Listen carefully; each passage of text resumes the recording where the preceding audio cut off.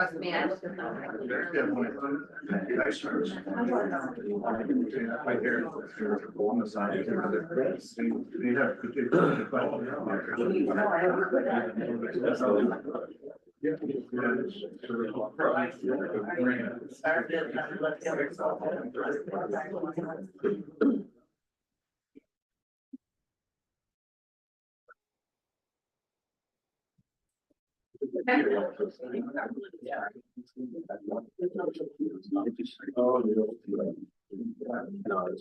Sorry.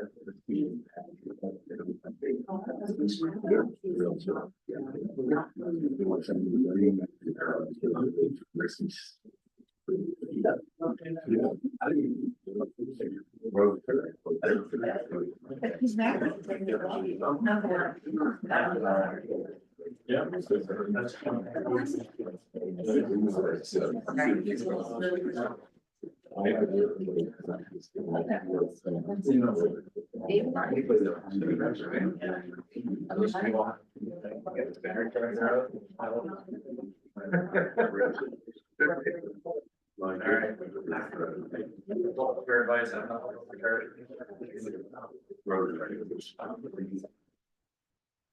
Good evening and welcome to the regular town council meeting for August 19th, 2025. I'd like to call the meeting to order and ask everybody to join me in reciting the pledge of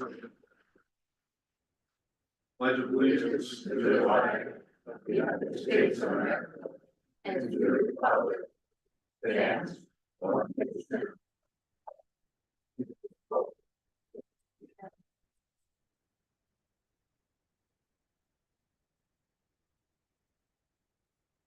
Buddy to join me in a moment of silence, but I want everybody to maybe consider a family that is going through a significant loss right now.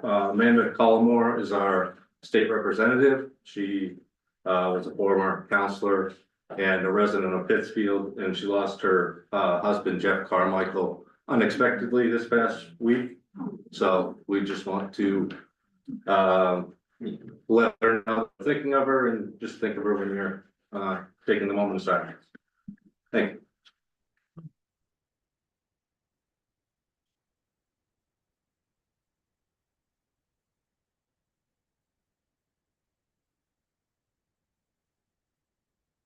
Thank you. Moving on to item number 4, adoption of the minutes. I look for a motion from the council to adopt meeting minutes from July 15th, 2025. I'll make a motion we adopt meeting minutes from July 2025. Second. Moved and seconded. Are there any comments or questions from the audience or the council regarding meeting minutes from July 15th? Hearing none, since we're ready to vote, all those in favor of adopting the meeting minutes from July 15th, 2025, please signify by saying aye. Aye. All those opposed say nay. Ayes have it, and we adopted the minutes from July 15th. Moving on to item number 5, presentations. We do have one tonight. The Spirit of America Award. The town of Pittsfield is going to be recognizing the Pittsfield Garden Club.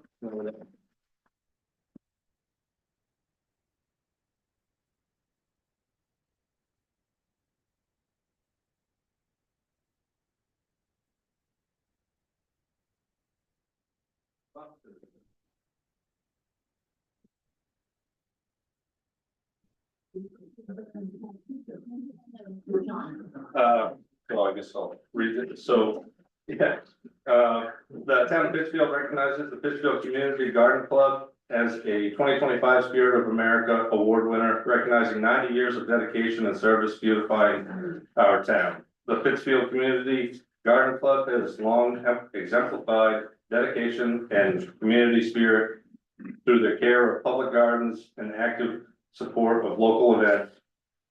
They've made a lasting impact on Pittsfield, enhancing its beauty and fostering civic pride. With heartfelt gratitude, the town of Pittsfield thanks you.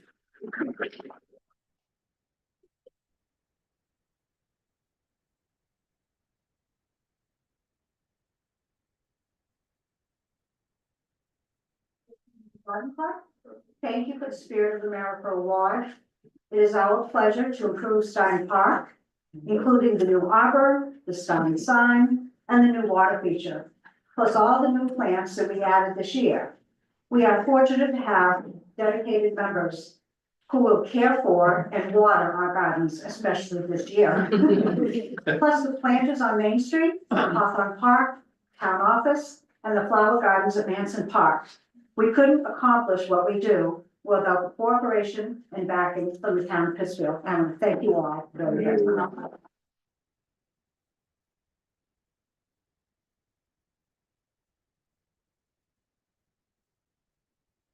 Thank you very much. Thank you. Moving on to item number 6, public hearings. We do have one tonight. Nicole, can you please read public hearing? Discussion regarding the proposed agreement between the town of Pittsfield and Bayou Theater and Enrichment Center for the conveyance of property of the Pittsfield Community Theater, 137 Main Street in Pittsfield. Look for a motion to the council. Make a motion that we open the public hearing, open the discussion for public hearing. Second, moved and seconded. Is there anything that the audience would like to discuss regarding the agreement between the town of Pittsfield and the BTEC committee?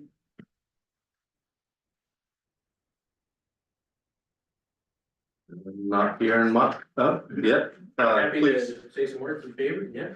yep, please state your name, where you're from. My name is Ben Fisher. I currently live in Pittsfield. I've been living here for about 2 years now. I am a graduate of the American Academy of Dramatic Arts back in 2016. I've worked on stages on both the West and East Coast over the past 10 years. Just this year, I have contributed on stage and off stage to 8 productions in Waterville and Skowhegan, and I'm currently the master carpenter at Waterville Opera House. I am one of the many young people who live here in Pittsfield. Pittsfield is a place with many very talented artists. My wife being one of them, grew up here and was a dancer for Boss Off and acted with Deb Susie, who is not here at the moment, but I was actually just at a meeting with her at Waterville Opera House. Pittsfield is a place with so many talented people. What I can say, since I've lived here, I drop my mortgage payment off to Bangor Savings every month, and I look across the street at that theater and I see an incredible amount of potential for the community here. If we were to define what acting is living truthfully, moment to moment, under imaginary circumstances. In this world, there are millions of truths being lived out by different individuals. To go to a theater and see a film or to see a performance is allowing ourselves the opportunity to experience a truth that isn't ours, and to gain ideas, hopes, dreams, and to bring a community together and see what we can create and how we can grow as a community. And I know Pittsfield has an incredible amount of potential. Awesome. Yeah. Thank you very much.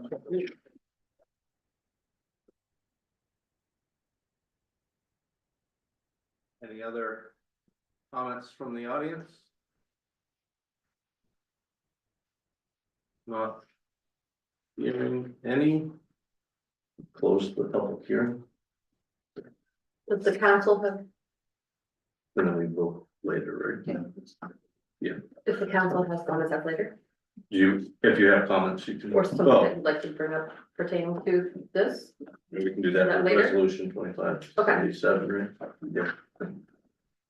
All right, guess we have closed public hearing, since there are no more comments from the public. We will move on to the town manager's report. Few things going on since the last time we met. Last week I had an opportunity to meet regarding the one of the properties that MCI is, working to develop, and met with Bud Ingraham on the area around the Pinnacle, making sure that that is all separated between what MCI is going to, look to, utilize with a, with a developer versus, making sure that all the, properties related to the Pinnacle and the skating rink and the boat launch are all, carved out of that. And so that was a great meeting to kind of see what the ideas were and to make sure that there won't be any changes as far as, the public's, recreational opportunities there. I'm sure everybody's seen the road markers, that we have on Main Street. That's a demonstration project with the MDOT, and that's came out of the villages process. And those are two areas where the villages study and the actual project would focus on trying to encourage traffic to slow down. And so the markers are there to kind of show what those improvements would actually do and feel like, with the change in the speed zone and also trying to square up Peltoma and create a little separation between the crosswalk and the turning traffic. So it doesn't probably look real logical when you just look at the markers, but it's all according to what is envisioned through the villages in terms of trying to make, improvements that will slow traffic and create better separation between pedestrians. So we'll have that a couple more months. Those will go away. They won't get, plowed when the snow comes along. It'll be long gone by then. We have Lancy Street getting finished up this week. We're gonna get the binder down on that next week before school starts, so the school buses won't be running on dirt, and it'll be a heck of a lot smoother than it's been in a while. So that's a little bit ahead of schedule, and Public Works has made sure that it's stayed ahead of schedule, so it that all wraps up before school starts. We are also on schedule with the Sebasket Street culvert and the Crawford Road Bridge abutment work. We did have a state bridge inspector come by and look things over on Sebasket Street.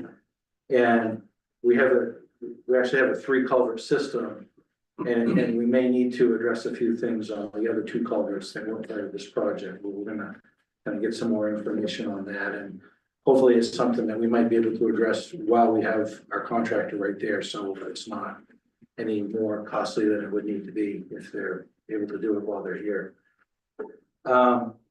We had talked about getting, moving to a WEX account for our fuel purchases, and we're looking ahead to doing that, and we've started the process, and we've got approved for the account as of today, and so we'll be in a position, if we are able to remove the tanks, we'll be in a position to switch right over to that system without any delays. Spoke with a gentleman from the Veteran Services Bureau who does outreach for veterans who need some guidance on how to access benefits or navigate things like that. And they have field spots that save on the driving for people. And so he's going to be here twice a month on Thursday by appointment. Veterans can make an appointment. Come here if it's convenient for them between 8 and 1:30 during the day on Thursday, and get the information that they need. So that'll work out well for everybody, I think. We've had Katie and Cog involved in looking at our land use ordinance and doing some things just going to get us into compliance with the state law that pertains to housing. There'll be a few more meetings with the planning board. But that's something that's a little overdue for us to get that update done, and Katie caught us helping us with that. We have a Boston cane that we're going to be advertising that we're looking for an eligible recipient for the Boston cane. Some of the eligible criteria is being born on or before 1925, a resident of Pittsfield, and has been a resident of Pittsfield for at least 10 years. So that's kind of in a nutshell. We'll be getting the word out on that. And last but not least, I want to mention that one of our staff members, Angel Aguirre, will be leaving us at the end of the month, which is just next week. He's going to move on to take a position in the town office in Skowhegan with, some more responsibilities and a little bit different role there. So we wish her well and we're going to miss her. Great, thank you, Jack. We also have the department reports, they're in the council packet. For everybody to review. Moving on to old business, we have none. Moving on to new business. Nicole, can you please read resolution 2577? Resolved that the town council approve the purchase and sale agreement between the town of Pittsfield and the Bijou Theater and Enrichment Center for the conveyance of the Pittsfield Community Theater at 137 Main Street, Pittsfield, Maine, 04967. Look for a motion from the council. I make a motion that we approve resolution 2577. Moved and seconded. Are there any questions from the audience? I'm assuming not, since you didn't have any at the public hearing. All right, yeah. Are there any questions or concerns from the council? I have one thing, so I've had a little time to think about it, and I'm one of your biggest fans, and I know it's gonna be successful. I can't wait to see it click off. I feel comfortable with the right, first refusal. I think that language is very helpful. Something I've had time to think about, is the third party offer though, and I'm wondering if we would want to open for discussion. The offer for first refusal at the price that we sold it to the group at.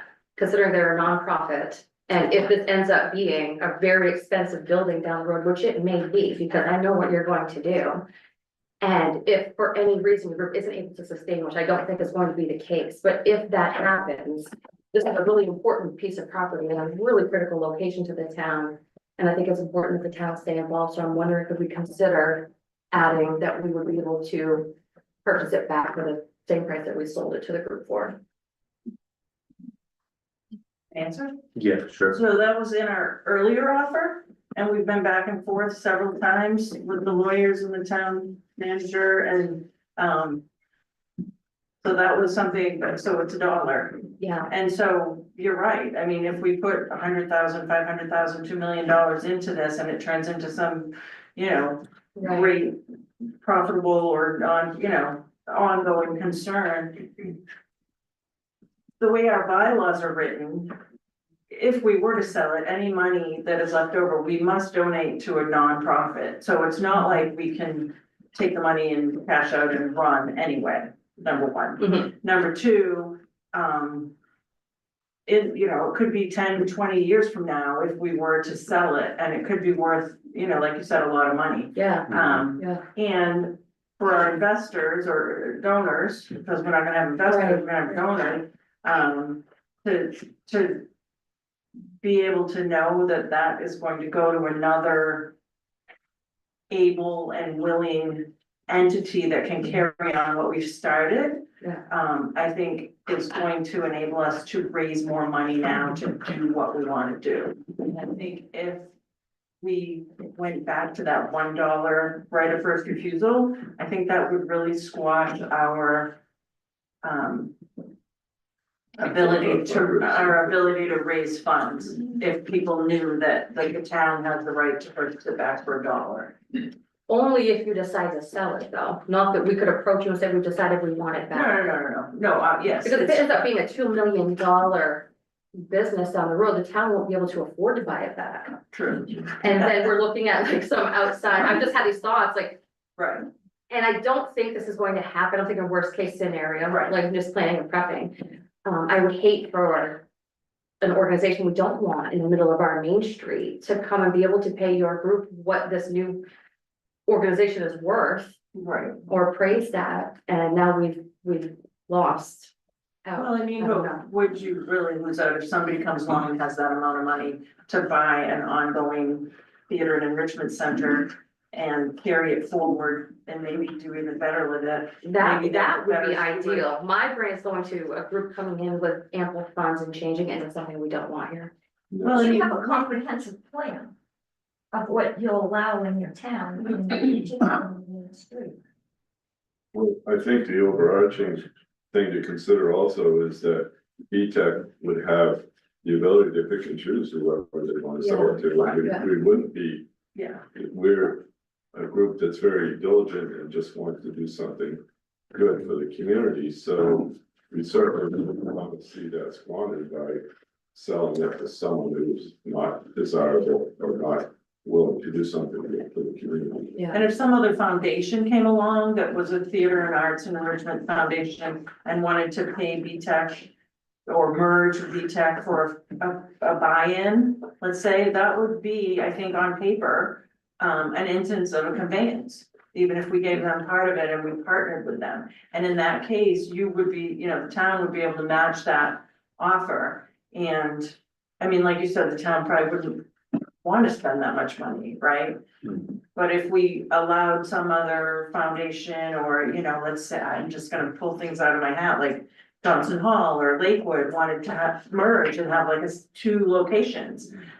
You know, we might allow that to happen with decision-making and so forth for a nominal sum. And at that point, that would open it up for the town to come and buy it for $1.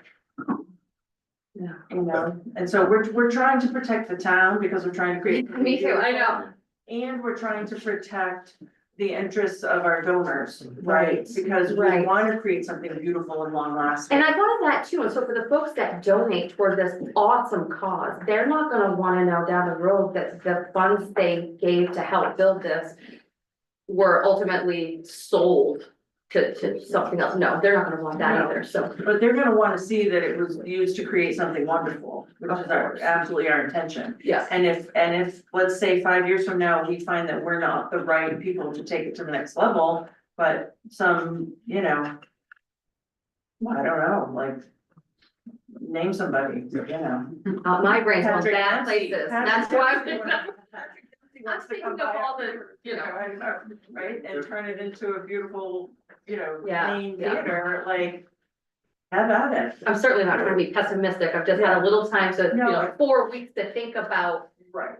And these are all thoughts that we went back and forth with the mayor and the town, the, you know, everybody and the lawyer. So we've been back and forth from the $1 to the market value, right? So just the way a right of first refusal is typically structured in real estate is that when a bona fide offer comes in, the person or the party with the right of first refusal has the right to match that. We don't charge you $1 extra. Yeah. It's just if a real offer comes in, a party that's ready, willing and able to purchase, the person or the party with the right of first refusal has the right to match that Right. on all terms. And that's just typical real estate language. Yeah, I do understand, I'm afraid we won't be able to match, but looks like you have a comment. Yeah, no, and I guess I wasn't able to make the last meeting and I'm a huge proponent of this idea. I spoke with Ann a couple of years ago and kind of floated something similar to this to her, and that's, I think, kind of where that birthed. And my fear is kind of similar to Natalia's, but maybe on the opposite side. We have full faith in the drive and the ability and the tenacity of the team that's coming in to do this, right? But what if, right? That's where my mind goes, and maybe it's the operation side of my mind, it's what I do for work, it's the way I'm built. But I look at it as in, less so if it's successful and it wants to be sold. That's less of a concern to me, because why would somebody take and completely alter the trajectory of a business if it's showing a booming business model, right? So at that point, we would be very much in favor of another company coming in or another organization or nonprofit, what have you, coming in and continuing your work, right? My concern goes to that 1%, right? What happens if Pittsfield can't sustain what we're trying to do, right? If this model doesn't happen to be successful for us in our town, and it's not gonna be a reflection on you or your efforts or any part of it, but just the town's not able to sustain that, right? Maybe the growth trajectory is different, what have you. If that happens, that's where I start to get into this language of it reverts back to us at a little bit different price point, right? And maybe it's $1, maybe it's not $1, maybe it's the difference in assessed value between today and the time that it goes, right? Maybe that is You know, and I don't know what the assessed value is, so I'm kind of speaking in loose terms, but maybe it's that difference in assessed value versus what that assessed value is on that day. We certainly wouldn't want to see any donor's money be lost, right? So in the event that they would be able to understand that their funds would live on, basically through supporting another nonprofit, maybe that has a similar vision or something in this town, that would be great. But I do think that in the case where that business is not thriving, we should have the ability to have, because we are investing in this as much, right? We're putting a large investment in this too, right? In the difference between today's assessed value and a dollar. So I think that that same sort of consideration should be given back to the town. Unfortunately, I wasn't here last week or last month to kind of be part of those discussions, but I think that that would be my sticking point. I'd like to see something in there in the event of, right? I understand this language and I'm okay with that, but if there's an event of, or in the event of, and maybe there's a time period on that, maybe it's a 5-year time period. If in 5 years this hasn't, you know, been able to be successful, at what point do we make that decision? And then we approach you, hey, we would like to consider purchasing that back, you know, whatever. I think that's where I would like to be, and maybe that's some additional language. I don't know if that can even be written in. Obviously, I would have to defer to people much smarter than myself in the real estate world, but that would be my area of calls and you think there's concern. something we can consider around that? I mean, we did kind of float an idea of if we were to decide to convey it within the first year, you know, then like we flop right out of the gate, right? And it's just not gonna happen. Then within that first year, maybe there's a concession on that point, or, you know, maybe there's a time frame on it. But the thought of having a right of first refusal with no time frame on it for $1, this would not. I And I'm think, okay with that. I just consider a time frame. I think that makes a ton of sense, right? Yeah. I think that makes a ton of sense. It gives that opportunity, right, Yeah. to blossom, and at some point, we're gonna wanna not be involved in it. Yeah, I mean, for sure. If that's growing and maybe you're chopping up other businesses next door, or you know, you're assuming other buildings, why would we wanna get in that way, Right. you know? So, And it's just a right of first refusal, it doesn't mean the town would ever have to buy it back. Right. So Yeah. if you've got confidence, or we've got confidence that, you know, we're conveying it to somebody that's gonna take it to the next level, you're not gonna exercise your right. Right. So I get that. Yep. And I wanna say this with all due respect, and I want you to hear it in the manner in which I'm trying to convey it. The town has not been successful running the theater. Sure. Prior to my father and his brothers purchasing it from Glenn Wheaton in 1975, it was a private entity.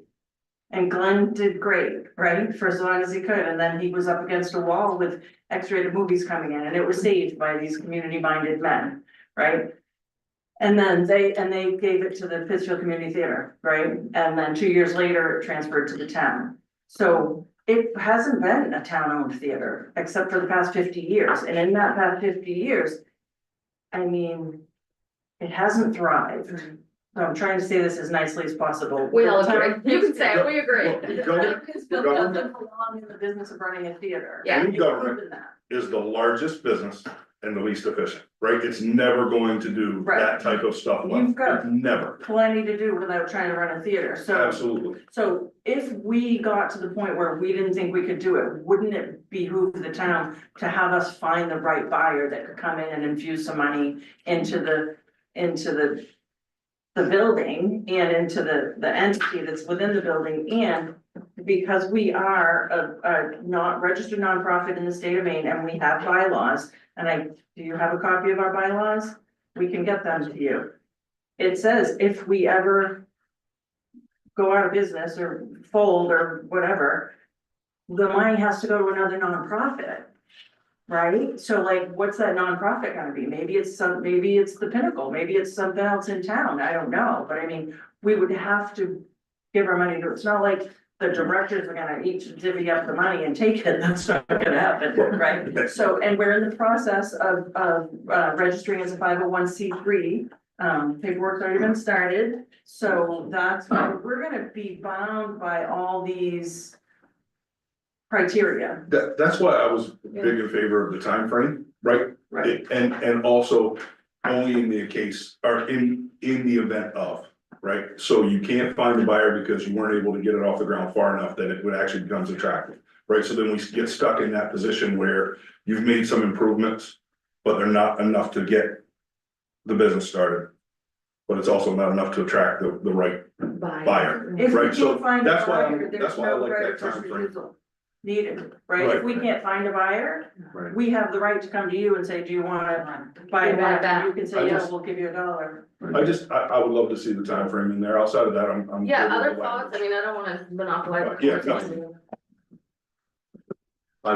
Yeah, I mean, I've been at all these meetings, so Yeah, I've kind of talked about a lot of it, and, Jane, Jane? yeah, sure. Jane Woodruff, I was mayor in 1983, and I'm sad to say we were running in the red then, and I don't think it improved any, so I'm not sure if doing a lot more ifing is going to gather us anything. So I think Yeah. it's time to make a decision. Yeah, I mean, my personal opinion is you kind of have to look at the group that's sitting in front of you. And I think everybody sitting in front of me has the best interest of Pittsfield in mind. We're tired of looking at it. We want improvements. We don't have the time to improve it. Certainly not gonna get 50 people sitting in front of me any other way other than, you know. I think of another way. Yeah. I mean, I have done it. This is the most positive reason 50 people are sitting in front of us, but, I just. No, I agree, Yeah, very trustworthy. I don't have- I just felt like, if I had never brought it up, I would have always Yeah. thought, you know. I just wanna make sure, like, the best interest of the town, and I know you're going to succeed. Yeah. I know you are. I thought, what if people decide in 10 years, they don't wanna do it anymore, though? Well, there'll be other people. Look at this young man who stood up tonight, like. And Molly, you guys are up, okay? Ben and Molly Yeah, are already okay. in conversation with us about joining our Good. committees, Okay. right? Like, and we're going after more young people. I'm not in a theater, but. My kids are. Yeah, I'm into yeah. real estate and I'm into community, you know. I don't even live here. And I just, You're talking big things. because I care, Yeah, you know, and I was here in 1975 when that happened. And it's personal to me, you yeah, know, yeah. and that's why I'm here. I can tell. And so, there's gonna be other people, you know, we've got people in their 60s and 70s and 50s and 40s, and we're gonna get more people in their 30s and 20s, and we're gonna keep it going, you know, yeah. Gentlemen, back there. Yeah, Tom Wright, I was the mayor a few years ago. I'm surprised, okay? Got all the discussion. The theater when I was mayor was losing money. I don't think it ever made money. And I would think you folks would be great. Not have all this discussion about how we are gonna get it back if they fold it or whatever, okay? But you've had it for 50 years and done nothing with it. In the simple. We're grateful. I haven't had it for 50 years. We're grateful. I would think there would be some great. That somebody was interested in trying to make something out of the place. And you should support it and applaud them and wish them the best of luck and have it over with.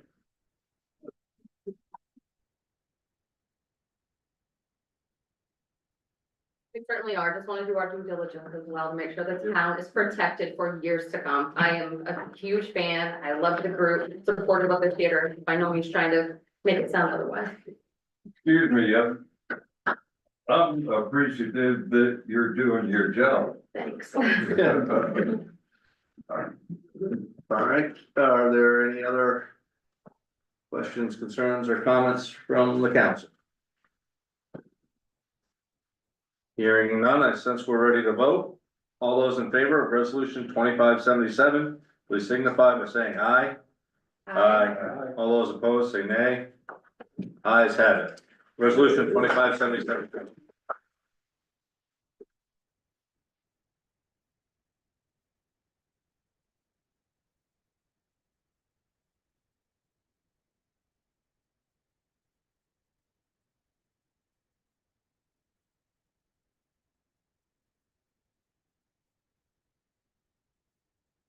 Thank you.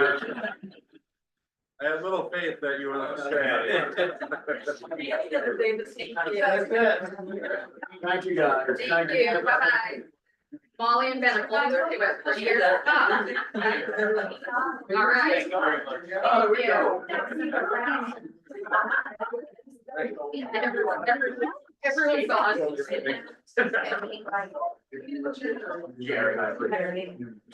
No, you're not.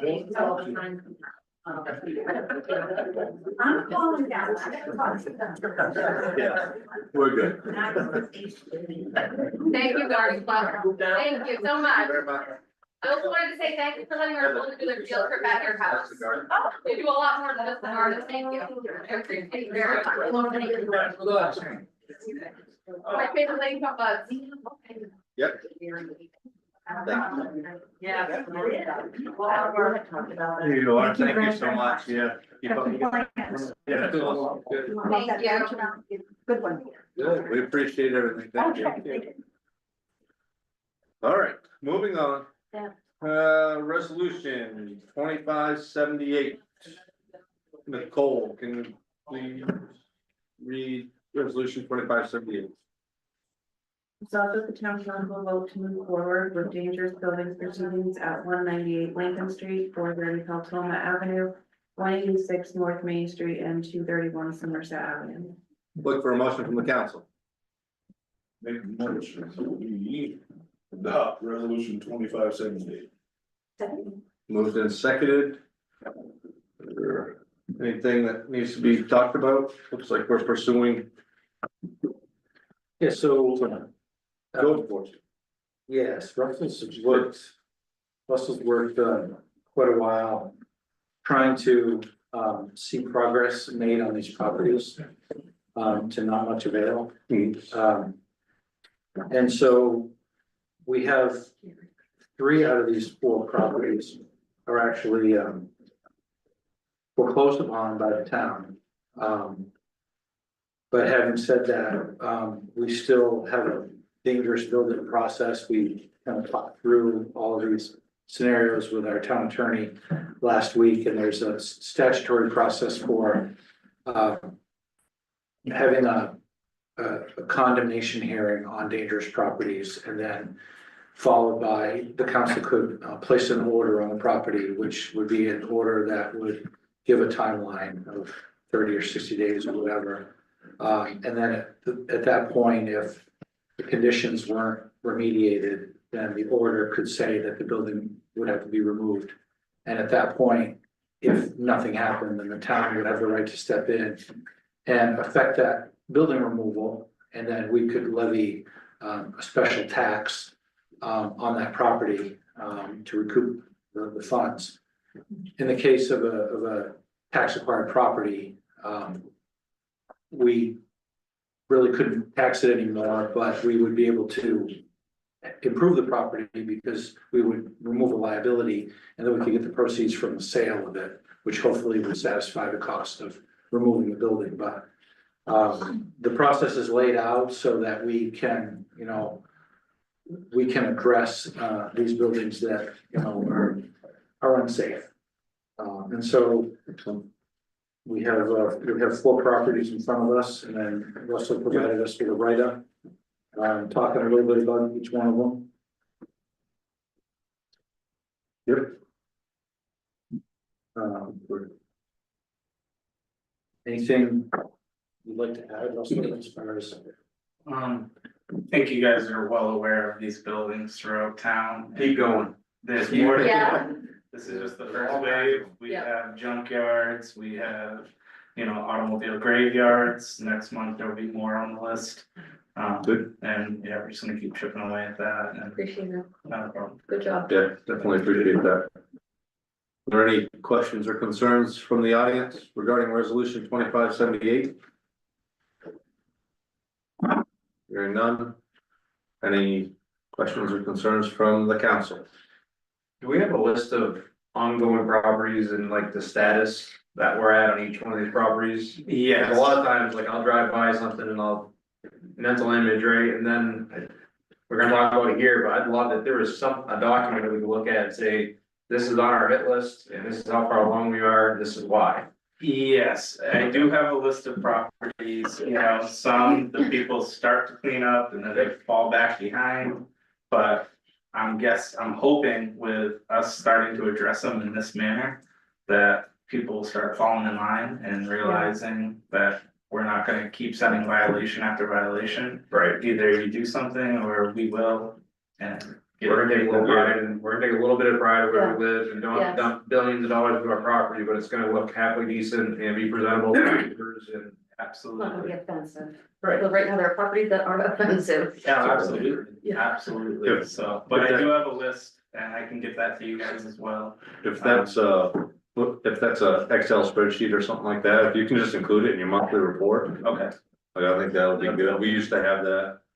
And okay, it should just, yeah, you can just attach it with your monthly report, that'd be awesome. okay, Just And kind of, don't dull it up, I mean, whatever. Yeah, you yeah, work with, you don't have to get you can things- make it work. okay. Don't spend a lot of extra time making it presentable, because I mean, I just want raw data and say, okay, this is what we're These are thinking. the houses, these are the addresses, and this is what's going on. Well, I think honestly, I don't know if it's unprofessional to include that with the report that gets the I was public. wondering report, that. but- oh, Might get maybe not, but. Yeah, I was gonna say, I get feedback from the public as soon as they see the reports come out. Yeah. You know, so they are right on that with questions. I'll let you guys figure that out, but if it can be sent to the counselors, monthly, that'd be good. Yeah, and like Russell said, there's more in the queue to come as dangerous buildings. And one of the reasons we didn't include more honestly tonight is because there's a process of notification. You have to notify owners, you have to notify mortgage holders, anybody that would potentially have a legal interest in the property, you have to notify that there's gonna be a hearing to consider placing an order on it. And so basically the attorney can only process so many of these within a time frame. So we'll get these in the queue, then we'll get some more in the queue and just address them all. Right. But if it's turning in as updates to you, you can include whatever we need to know in the packet, right? And that way we have it. Absolutely. That way we have the update. Yeah. Awesome. Do people occupy all of these? Some are occupied, some are not. The ones that are on the list right now, those are all unoccupied. Okay, okay. Yes, but I was late tonight because there was another one on the list that I didn't get around to putting no trespass signs on. And the family showed up that hadn't been in contact with anybody. And they were looking to recover things from the person's house. Oh, that's tough. And yeah, so I advised them to get in contact with me tomorrow. We'll talk with town attorneys and figure it out from that point forward. Any other questions? The only concern I had is what? Cause 3 of these properties we're potentially gonna own. How does that hamper us in being able to, Not all of them anyway. are we gonna get on the hook for? Tear them down and, so you're talking. Yeah, that's Part of the deal, right? Yeah, Will be, so looking at a foreclosure property like that, we have two paths we could go. We could say, we have a foreclosure interest in it now. We're gonna go through the dangerous building process, which is kind of what we're kicking off. Then we can remove the structure, then we can put it up for sale with, actually as an improved lot, which would probably fetch us more in the sale. The other route we could go would be, we could put it out for bid as is. The concern doing that would be that if you had another party that owned it but did absolutely nothing, then there's no real addressing the blight. And so one way puts us in control of removing the dangerous building, the other way creates another party as the new owner who may or may not be, expedient in addressing the situation, so. there might be some entities that would help, with demolition of these properties too. You never know. Yeah, I see Donnie. if they're happy with the, Oh, Jerry. that, or I don't know how control burns work, but maybe do a control burn, I don't know. Do you have any other concerns? I think with an owner regardless, but It seems like it's better than the but yeah, alternative. it's better than what we're looking at, so. But I mean, we've had a couple of properties in the past, well, the one on Platoma, for example, is a good example of somebody purchased it from a foreclosure and it turned out not too bad. I mean, it does, yeah. And the tree removed. Public Works has a good excavator and dump truck now, they can haul it off, Right. make money on But it's just the town assumes quite a bit of liability with condemning buildings and owning them. I don't know what the alternative is. Asbestos, anything else, these are old buildings, you don't know what you're gonna find. But then again, it's also a liability like the house we just had before I got here. Family showed up, they're going through it, and it's not on the list tonight, but they could have fallen through the floor. Yeah, well, You know, and that's a liability on us, so it's kind of a catch 22. yeah. No, yeah. That property already in the tax acquired property? It is, they just didn't know that it was due to miscommunication, the homeowner had passed away. So the family didn't know all the details, but they were there to collect belongings, they're going through this property. And not knowing the condition, you know, where, you know, I told them, we'll work something out with the town attorneys. But if they went through the floor today, and they're thinking it's grandma's house, but we own it. I feel like I missed a step, like, when did we go through our tax acquired property process where we? Did I miss a meeting and it was there, like, usually we have a process that we. Say, we like declare their tax acquired properties and there's like a process that we go through to do that. Well, there's, the foreclosures of them are automatic, so they just, once the lien expires, they automatically go into foreclosure. And this is dealing with a dangerous building, which happens to be a foreclosed tax lien. But I think if we were gonna start a process of trying to sell tax acquired property, then we would have, there is actually a legislative or legal process where we have to approach realtors, try to get them listed, and then kind of go through a process like that. So what we're really doing is treating them as dangerous buildings, because that's what they are, and 3 out of these 4 happen to be tax acquired, so there's probably less chance that there's going to be owners or mortgage holders contesting the condemnation. Yes, that's what we're saying. So if it's already tax acquired, then we already own it and we should be able to. Do the whichever process. Right, this is the process that they have to do. Yeah, the attorney, we talked actually a little while about it last week.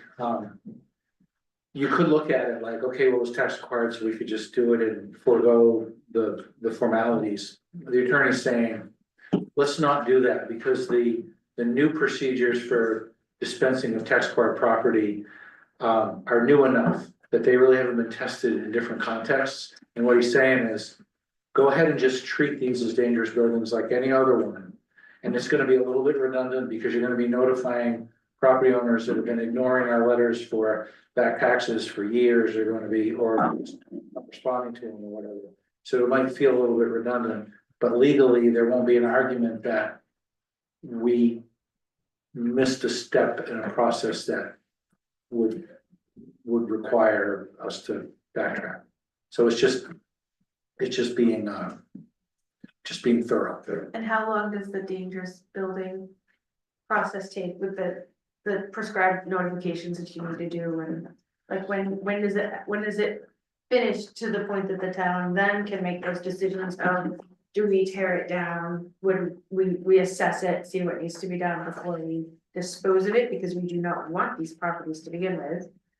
So there's we have to serve notice to certain parties, and then there's a time frame of notice we have to give, like within, and I don't know what the time frame is, if it's 14 days or if it's more than that, or if it's less than that. But depending on when they get notice, then there's a time frame they have to have before we have the hearing. So if that all happened quick enough, we could be looking at these in September. If we missed September, we'd be looking at these in October. So either September or October. But when they do come in front of you with a hearing, there'll be draft orders all ready to go through the council to sign, and the order would pretty much say that the building is dangerous, or that the conditions need to be addressed by removing the structure. And there will be a timeline of 30 or 60 days that the owner or former owner would have to affect that change. They could do it on their own. And if not, then the order would state clearly that the town has the right to step in and remove that structure. And sometimes, you know, it's just crickets, and then it just moves, you know, with the town doing it. Sometimes there'll be a response, and then the owner or former owner will say, I'm willing to fix it up, I'm willing to do this or do that, or I'm willing to remove the structure. But I need, instead of 60 days, I need 90. And then the council's in a point to say, okay, well, we're gonna pass the order for 60, but after 45 days, if you've made real progress, come in and talk to us and we can give you an extension. So the council can still work with somebody through this process if they're responsive and if they have timelines that are reasonable and you see that progress happen, you can work with them. But this just puts the council in control of the, I guess, the outcome of these properties that went through this process, which So realistically, would these be wrapped up by the end of the year, or would they carry? they could be, yeah, they could be, basically, the clock could be running out, could have run out on the timeline on the orders, but before the end of the year. And we could be going in and removing structures, you know, between snowstorms, you know, when everything's frozen and you can get the machines there. It's actually not a bad time to do some of these.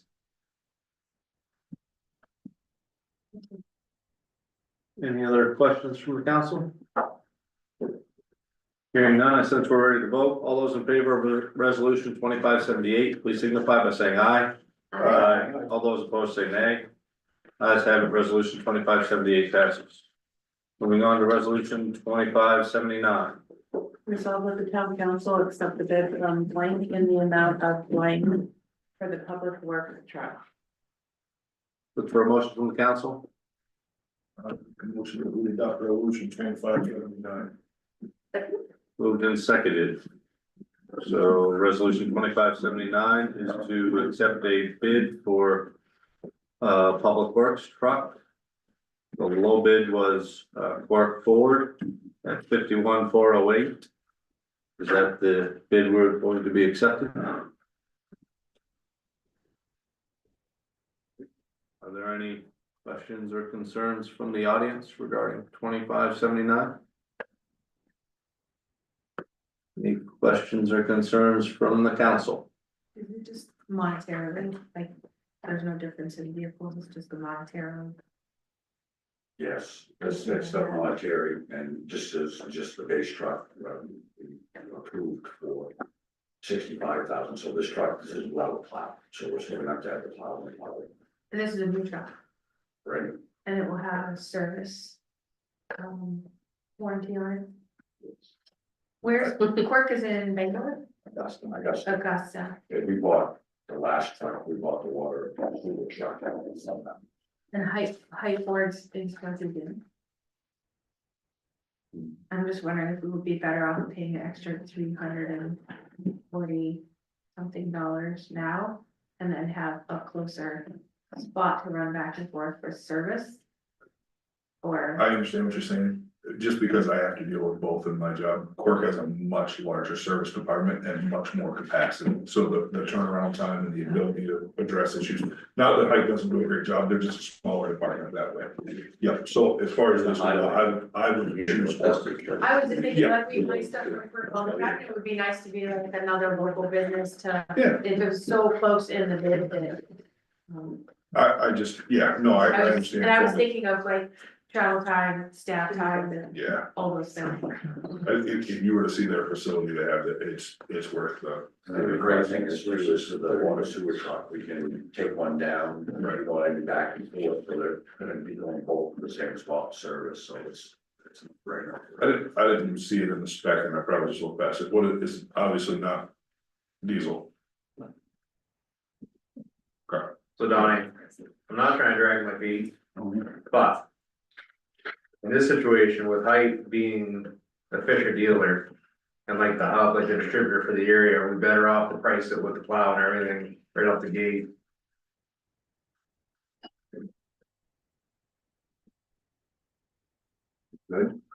I mean, but.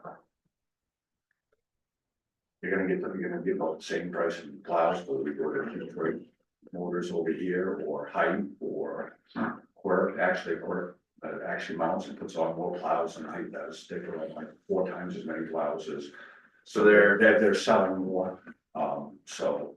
Okay. And they're also, Detroit Motors here in Detroit, and like Parisian is a factory rep, so if we need something. Right, well, I'm a big proponent of doing that in Detroit, honestly, if you're broke down, you need a pump and it's right there, like I totally understand that relationship too. So. Yeah, and that's one of the good things about it, is that he's 5 miles down the road and they doesn't. He's bailing me out a lot in basketball winners. All the time. Hook onto that blade while I fix this one tight. That's right, Right, exactly. He's bailing me out. Yeah. Okay, good. Good with that? Yep. Everybody else good? Hearing nothing else, since we're ready to vote, all those in favor of, you gotta, insert the numbers. You gotta amend. Yeah, okay, sorry. Amend resolution 2579. Make a motion, we amend the resolution, I don't want to make a motion, I just, to amend the resolution 2579. To include, accept the bid from Quirk Ford in the amount of $51,408. Moved and seconded. All those in favor of resolution 2579 as amended, please signify by saying aye. Aye. All those opposed say nay. Ayes have it, resolution 2579 passes. Thank you, gentlemen. Appreciate it. Moving on to resolution 2580. Nicole. Resolved that the town council approve the waiver evaluation offer letter and settlement agreement with Maine DOT regarding the acquisition of a temporary construction easement for the North Main Street reconstruction project. Look for a motion from the council. Make a motion that we adopt resolution 2580. Moved and seconded. Okay, is there anything you need to? Yeah, speak so, on? the DOT has gone through that whole project and identified areas where they need temporary construction easements, where they're basically just gonna affect property temporarily and then they'll clean it up and there won't be any disturbance after the project. Versus, I understand there's probably some places where they actually have to acquire the rights to certain areas to widen or fit their infrastructure and so forth.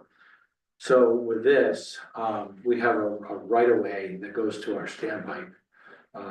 And they have to just temporarily affect one corner of it, 76 square feet, but legally they have to assess the value of their disturbance, basically, of that 77 square feet and do a market appraisal. And they're calling the fair market value of temporarily disturbing at $50. But nonetheless, offering us $500 for that temporary easement. So I just point that out and I don't understand there to be any issue with accessing the standpipe. It's just a corner of that, not even half of the width. So I would recommend that we allow that to happen. All right. Are there any questions from the audience on resolution 2580? Any questions from the council for resolution 2580? Hearing none, since we're ready to vote, all those in favor of resolution 2580, please signify by saying aye. Aye. All those opposed say nay. Ayes have it, resolution 2580 passes. Moving on to resolution 2581. Nicole. Resolved that the town council approve the request for proposals for a qualified individual or firm to provide a pavement assessment and management plan for the town. Look for a motion from the council. Make a motion that we adopt resolution 2581. Second.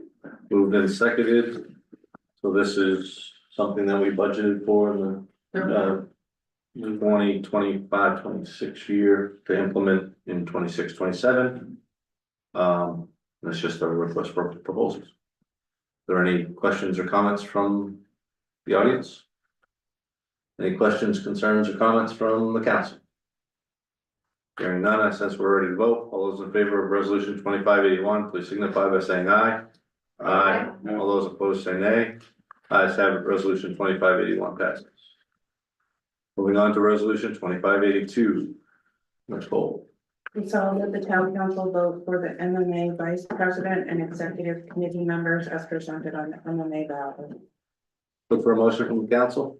Motion that we adopt resolution 2582. Moved and seconded.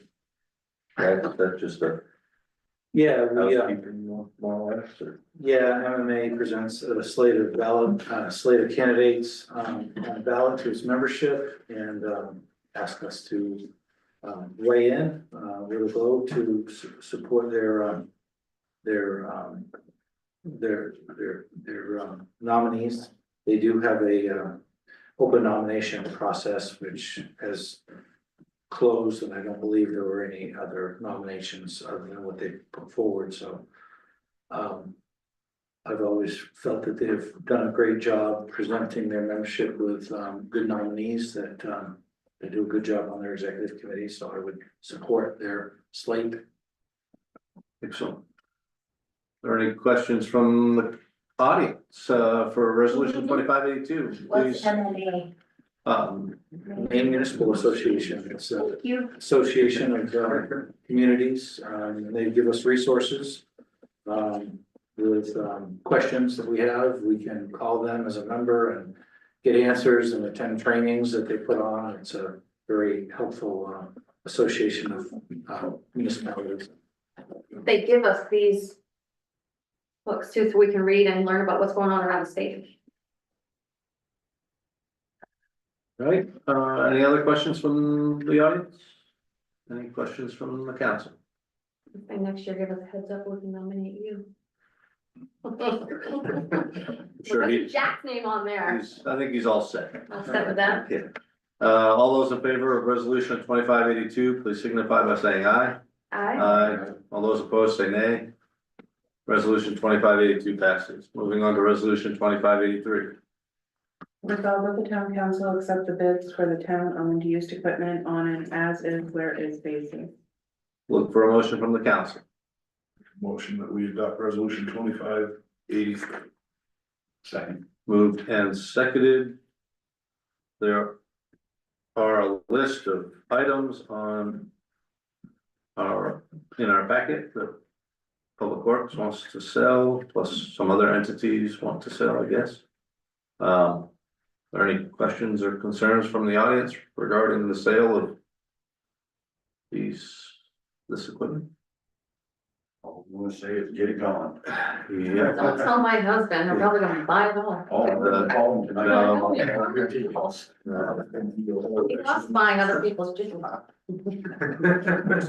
is a horse. Are there any questions or concerns from the council? I would have one. I was looking at the list and I was curious if what our intent was for the old fire truck that's sitting, Which old one are you talking? the very old one that doesn't move and doesn't go anywhere. I think it may be an antique. What's our intent? 1936, but it makes it antique. Yeah, I mean, yeah. What's the intent with that, Bernard? What are we hoping to do? We're trying to find somebody to repair the damage that was done when the guy came through the door. Mm-hmm. Somewhere in the bowels of the treasury, you've got $9,000 that came from the insurance company that I never could get my hands on and fix it. Yeah, sounds right. We'd like to get that fixed. It does run. I mean, is it anything you ever gonna use, or is it real, I mean, it's the antique for parades, I assume. At one point, did we have an option to sell it to a museum or anything like that? I talked with the Coal Museum and they just have no room. She would have loved to have it, and she said, I don't have floor space for another wheelbarrow. And I would echo her statement that we also don't have floor, you know. I understand it's an antique and, you know, Once you lose it, you never can replace it. And a lot of the towns or cities around here that have gotten rid of all their old stuff have down, wish that they had kept what they had, because Waterville spent a lot of money getting back there, one of their old ones, and getting it refurbished. Would one of those towns wanna buy ours? Not theirs. Ours. Yeah. You don't seem to understand that. It's ours, it's not theirs. No, I mean, I know the history, but it, it just, there's a lot of expensive equipment sitting outside and, the more So you're stores. gonna use you're gonna use the fire station as a catch-all for all the rest of your stuff. That's what you just said. At times, it certainly could be, I would think. So anything that comes in there, better have a hookup so we can hook it up to the exhaust systems. Or they just drive it in and park it. I mean. They don't have to necessarily run it within the building. It'd be great to keep the cruisers warm. Cruiser Running or them all night. the side-by-side plow that we use sometimes, the Public Works, Public Works has their own building, but. Well, you do whatever you decide to do, but. I'm just saying, it's been a discussion for quite a while, we haven't done anything with it. I think it should be on this list, or. We should be pounding the pavement to try to find somebody that might want it, or something, cause it's just not doing us any good. Well, Sitting there. So if we get an offer on it, we could do that whenever, right? I mean, we could have a town meeting or at a council meeting. Yeah, If we wanna sell it. Yes, and I So mean, let's start with this, and then if someone comes and says, I know you. $150,000, no fire truck, and talk about it then. right, but if it's just sitting in somebody's garage and never advertised or never. Don't let perfection get in the way of progress. Do this. Alright, Oh, I like that one. alright, we're good. Don't want perfection. Uh, Can I just say something about that? very quickly, go ahead. I would just say that we need to look at like that as a piece of the town's history. In the same way that we look at the value of the historical building, all the items that we have in there, and that it's a treasured part of the history of the town. And the same as, there's a lot of feelings about the theater and other things that are very historical in nature around the town. And this is a part of the town's history, and it needs to be looked in that lens, and not like we could use that space for something else. I mean, if you wanna use that space for something else, find somewhere else to store. 1936. The 1930s. Maybe we can put in this way. Very unusual. Yeah, when was it damaged?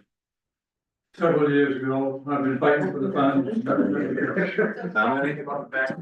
7 years ago? Is there a way for you to have back the insurance settlement on the damage of that?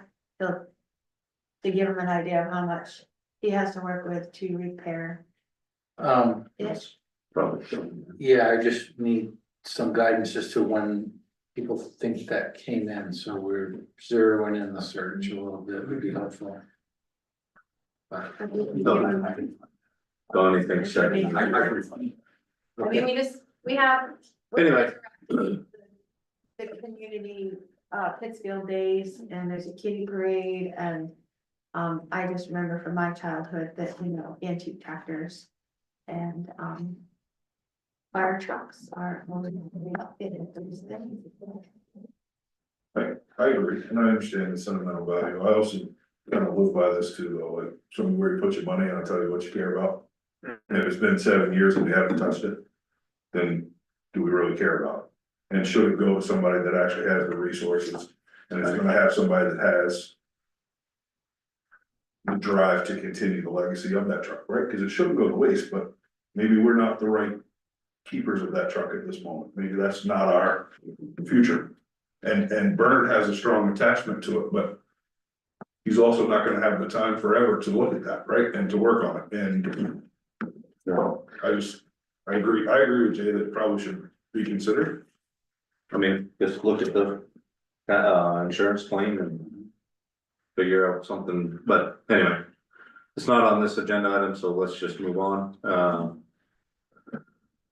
So are there any other comments from council or So we're not gonna, do we wanna act on it? Do we want something to be done? No, we'll just, we'll let Jack do it. Yeah, we'll let Jack, Okay. look into it a bit. Any other questions, concerns, comments?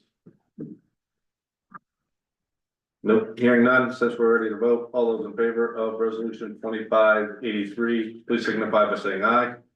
Aye. All those opposed say nay. Ayes have it, resolution 2583 passes. Thank you, guys. Resolution 2584, Nicole. Resolved that the town council renew the contract for town legal representative from O'Donnell Lee, PA for a 1-year period from August 1st, 2025 through July 31st, 2026. Look for a motion from the council. Make a motion, we approve resolution 2584. Second. Moved and seconded. That's just to reappoint Bill and his firm. Are there any questions, concerns, comments from the audience or the council? Hearing none, I since we're ready to vote, all those in favor of resolution. Oops, yeah. I was thinking you said. Oh, sorry, yeah. Only a 1-year contract, not like. Bill has reminded me that he's thinking along the lines of retirement, and he, I think 1 year at a time is where he's at right now. So yeah, I think 1 year is appropriate, all things considered. Any other concerns? Hearing none, since we're ready to vote, all those in favor of resolution 2584, please signify by saying aye. Aye. All those opposed say nay. Ayes have it, 2584 passes. Moving on to resolution 2585. Nicole. Resolved that the town council approve the application for the Main Cheese Festival to be held on September 14th, 2025 at Nielsen Park, Pittsfield, New York, 4967. Look for a motion from the council. Make a motion that we approve resolution 2585. Second. Moved and seconded. Resolution 2585 is for the Main Cheese Festival, Nielsen Park, which is going on its 4th year. 7th, 4th, 7th, that's close. Are there any Fire truck. questions from the audience regarding 2585? Hearing none. Any questions, concerns from the council regarding 2585? Hearing none, I sense we're ready to vote. All those in favor of resolution 2585, please signify by saying aye. Aye. All those opposed say nay. Ayes have it, resolution 2585 passes. Moving on to resolution 2586. Nicole. Resolved that the town council adopt the following regular meeting schedule for town council meetings for the remainder of 2025. September 16th, 2025, October 21st, 2025, November 18th, 2025, and December 16th, 2025. Special meetings to be called as necessary. Look for a motion from the council. Make a motion that we adopt resolution 2586. Second. Moved and seconded. Any questions from the audience regarding resolution 2586? None. Any questions, concerns, or comments from the council regarding resolution 2586? Hearing none, I sense we're ready to vote. All those in favor of resolution 2586, please signify by saying aye. Aye. All those opposed say nay. Ayes have it, resolution 2586 passes. Moving on to resolution 2587, Nicole. Resolved that the town council appoint 3 members to fill 3 vacant seats on the Peak Board of Directors. Look for a motion from the council.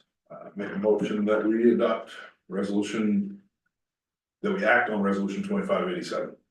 Second. Moved and seconded. Jack, you want to talk about anything? Or just pretty self-explanatory, but Yeah, I think in the note, I just referenced that, the, directors, need to be, reappointed or appointed by the council, and that, the peak, directors can do interim appointments if there's somebody leaves, before their term is over. But, in the case of expired terms, then the council makes the appointments. One of the interesting things about the peak bylaws is that, there are 3 ex officio seats, meaning seats prescribed by position. And one of those, prescribed by position is the, economic development director, for the town, which doesn't exist anymore, is a separate position. I have that title as part of my position, so that actually, reduces the ability to fill peak seats from 7 to 6. And so, anyway, we had made one appointment to peak, a few months ago, Dick Davis, and, but that leaves 3 seats for, council appointment. How long are the terms? There are 3 years, but there's also the, original intent that terms are staggered so that you don't have too many, terms expiring in the same year. Right, Makes sense. so, I mean, I guess these 3 people should be 1, 2, and 3 years. If somebody's interested in 1 year, they do 1 year, 2 years, 2 years, 3 years, 3 years. This Dick's already 3 years, but that'll at least get it. But the ex officio ones are not, because the No, position. because of the position that they sit in, changes. they're just 1 year terms. Because the mayor could change next year. Right, so before it would be rotating through 1, 2, 3 year. Right, yes. One is not able to be filled right now because No. it's an ex officio, or no. Yes, That position could change every year, well, but probably that's one of won't. the ex officio ones. Right. So that doesn't count, so the Right. 4. There's only 3, Three appointed tonight, and then Dick Sargent. and Dick was appointed to a 3-year term. So one of those 3. Will be a 1 year term, one of them will be So 2, you have 2 people. one of them that will have be 1. yeah. I mean, Okay, that's, Okay. I was just talking through. Yeah, to yeah, make it yeah, make sense sorry, to yes, myself no, more you're than- good. Yeah, Okay. yeah. Yeah, so. I guess I would say, you know, is there anyone that's interested in being on peak with this kind of general statement in mind of like what we're anticipating what the task at hand is, so the bylaws are pretty old and not very clear. So those could potentially be rewritten. Peak is not a 501c3, so we could make them a 501c3, and I don't know that process, I don't know what that's gonna entail. All things are on the table. Peak could be dismembered or that's not the right term, but dissolved, that's the right word. Dissolved, and that their funds would go back to the town and be in control by the council. Yeah, everything's on the table. We don't know. I mean, kind of the role and responsibilities that we would like to see from Pete and their relationship with the council. Can you tell us who's on- It should be more collaborative. Who's on peak now, and how often do they meet? Me and Jack and Dick Davis are on Pete right now. How often does this group meet? It's Not as needed. Yeah, it's just As that. needed as called, so, I think if there's certain things going on, it's probably gonna more frequent than other times. But Yeah. Okay, so But everything is on the table and I'd be willing to, if there's an empty seat, I'd be willing to. In 2021 was the last time that the town council,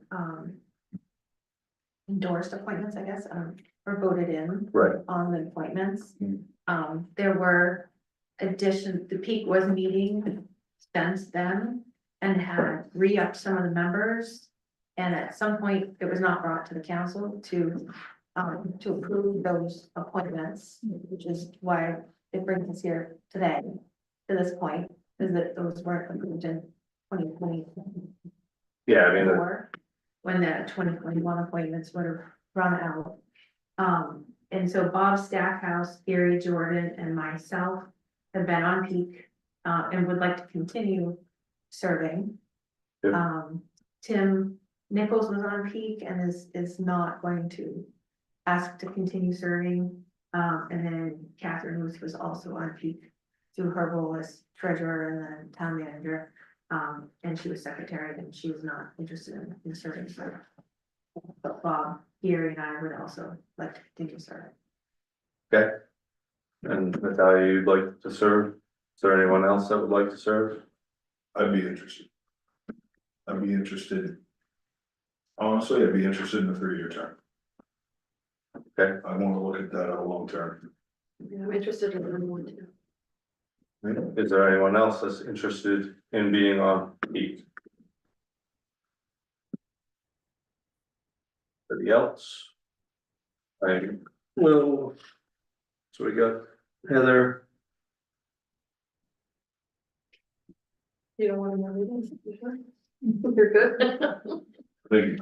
I'm interested. but You had me at- you Committed to. Can we You have me at volunteer meeting somebody? as needed, I'm down with that, yes, Can we volunteer somebody?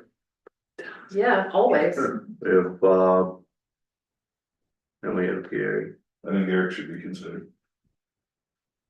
You meet as needed, it's not gonna be rigorous. I haven't met in how long? You have a strong business This is mind. rigorous. Come on, We met First 5 minutes. 4 times, 3 or 4 times last year, we've met. I can totally do that. 3 times this year. It's pretty much a project, so, So Pete was met 3 times this year. yes. But they weren't officially peak members at that point, but yes, they did. So what does that mean? I mean, so fill me in, so if you guys met, it's not an official.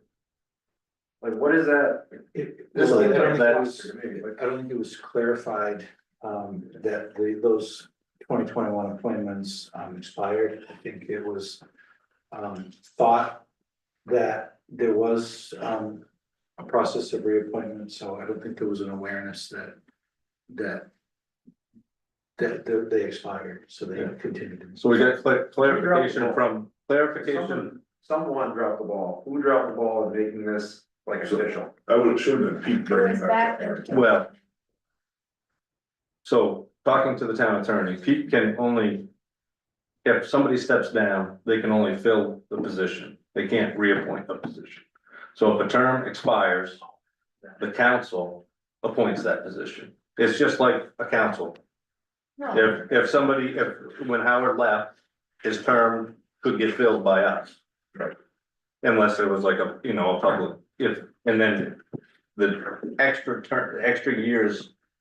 So if there's a 3-year term, he only fills 1, Pete can fill that for the extra 2 years, but. If it's a reappointment. Like for a full term, then it comes to the council approves it. That's the clarification that the town attorney stated. that was given when Jack, what's that clarification? It was, I think it was back in July, I think it was back in like late July. Right, Yeah. so we had already met, I think, twice. this Yeah, it year. was right before people met for last time. Yeah. Right. Technically. But their terms Took have, a hiatus. yeah, their terms have run out, so they were just a So to group the, of people. does any activity Hanging that happened during those meetings when it wasn't a formal, does that activity? What happens with it if there was any? I don't think it was any, There was no. like nothing official. There was no, Yeah, it's discussion based. I mean, we talk a lot about the fear, about the fear. Yeah. It's kind of, also talk about other economic development type things that are happening in town. And- Housing, we had somebody come and do a presentation on housing. And community development, the projects, we had, I asked Brian Eng to come, he was involved in the Skowhegan development for, community housing over there in Madison. So he can give a presentation, and we had, I cannot remember his name, but the gentleman from the land bank. He also, gave us a presentation last summer. So. Yeah, this is There to were get no it, action items or, Okay, There's no- that's kind of what I was wondering. yeah. And just to be clear, like, the council controls those funds anyway. He usually kind of directs the council to projects that would be recommended, and then the council would evaluate those projects. Gotcha. But Peak cannot expend, the board of Peak doesn't receive any funds, can't expend any funds. Everything has to go through the town, so it's not like there were things happening that the council was not informed on. right, but I don't think that. the bylaws state that. I think a lot of the discussions circle back to the bylaws either not being clear or not Right. being inclusive enough to address a lot of things. And I think Yeah. maybe the first order of business is to go through the bylaws and make sure that it covers all the things it needs to and is clear as it needs to be on things. Sounds like- So that everybody's just on the same page. So what authority does Peak have? I mean, so say we are living by the bylaws and it's an actual organization, what authority does that have? I mean, I know it can make recommendations to the council, it can help spur projects, it can help hunt down investors. But there's no real, I think they have ownership of industrial parks. It received land and then the town transferred it. So like the Chimbrow building yeah, would be one example. The project for the industrial park would be another example. Sonical. oh, really? Hammond lumber, I think. Keith owns property? No. Oh, It- I'm sorry, I it- was it understood. received it- Transferring vessel. It received it and then it transferred it Okay. through the town. This was 30 years ago. It's basically like what is it called? It's not a 501(c)(3), it's an economic development corporation. And that's. It's a main nonprofit. It's definition the from- registered state of Maine nonprofit, for the purpose of facilitating economic development. So what's the difference between that and a 501(c)(3) as far as being a nonprofit? Just the federal designation, federally recognized as a nonprofit and getting the benefits of that chapter of the IRS code. But doesn't function any differently It doesn't get by rule. the grant funding that it could get. Yeah, if there are funds that need to be kept by a 501(c)(3), then. That's Right. one competitor. But something you're interested in or not so much, or Not really, but for 1 year, you. Sound like my kids. I don't know how much more stuff you can do, like you can lose your time on one or two things. That's all right. You don't have to. I'll keep you updated, let you know what I learned. You don't want I'll do it. him? Yeah, it's public, don't touch it. Don't tell Jenny. Yeah. All right. So. We'll just. Vote by a show of hands for each individual. And that's how we'll do it, that's how we've done it in the past. Natalia, all those in favor of Natalia being on? So how many, so how many members, how many can we vote for? Three, vote for three. 3 people. We only have 3 that offered, don't we? Yeah. 1, 2, 3, why are we voting? No. No. Voted. Oh, For Bob. Yeah, And Bob, oh, Bob, Gary and Heather, And right, 6 people. All right. All those in favor of Natalia, please raise your hand. we'll vote for ourselves. Yes, because Okay. you can. 4. All those in favor of Gary, please raise your hand. 2. All those in favor of Bob, please raise your hand. 1. All those in favor of Craig, please raise your hand. All right. All those in favor of Heather, please raise your hand. 2. 3. 3, sorry, yeah, well, my bad.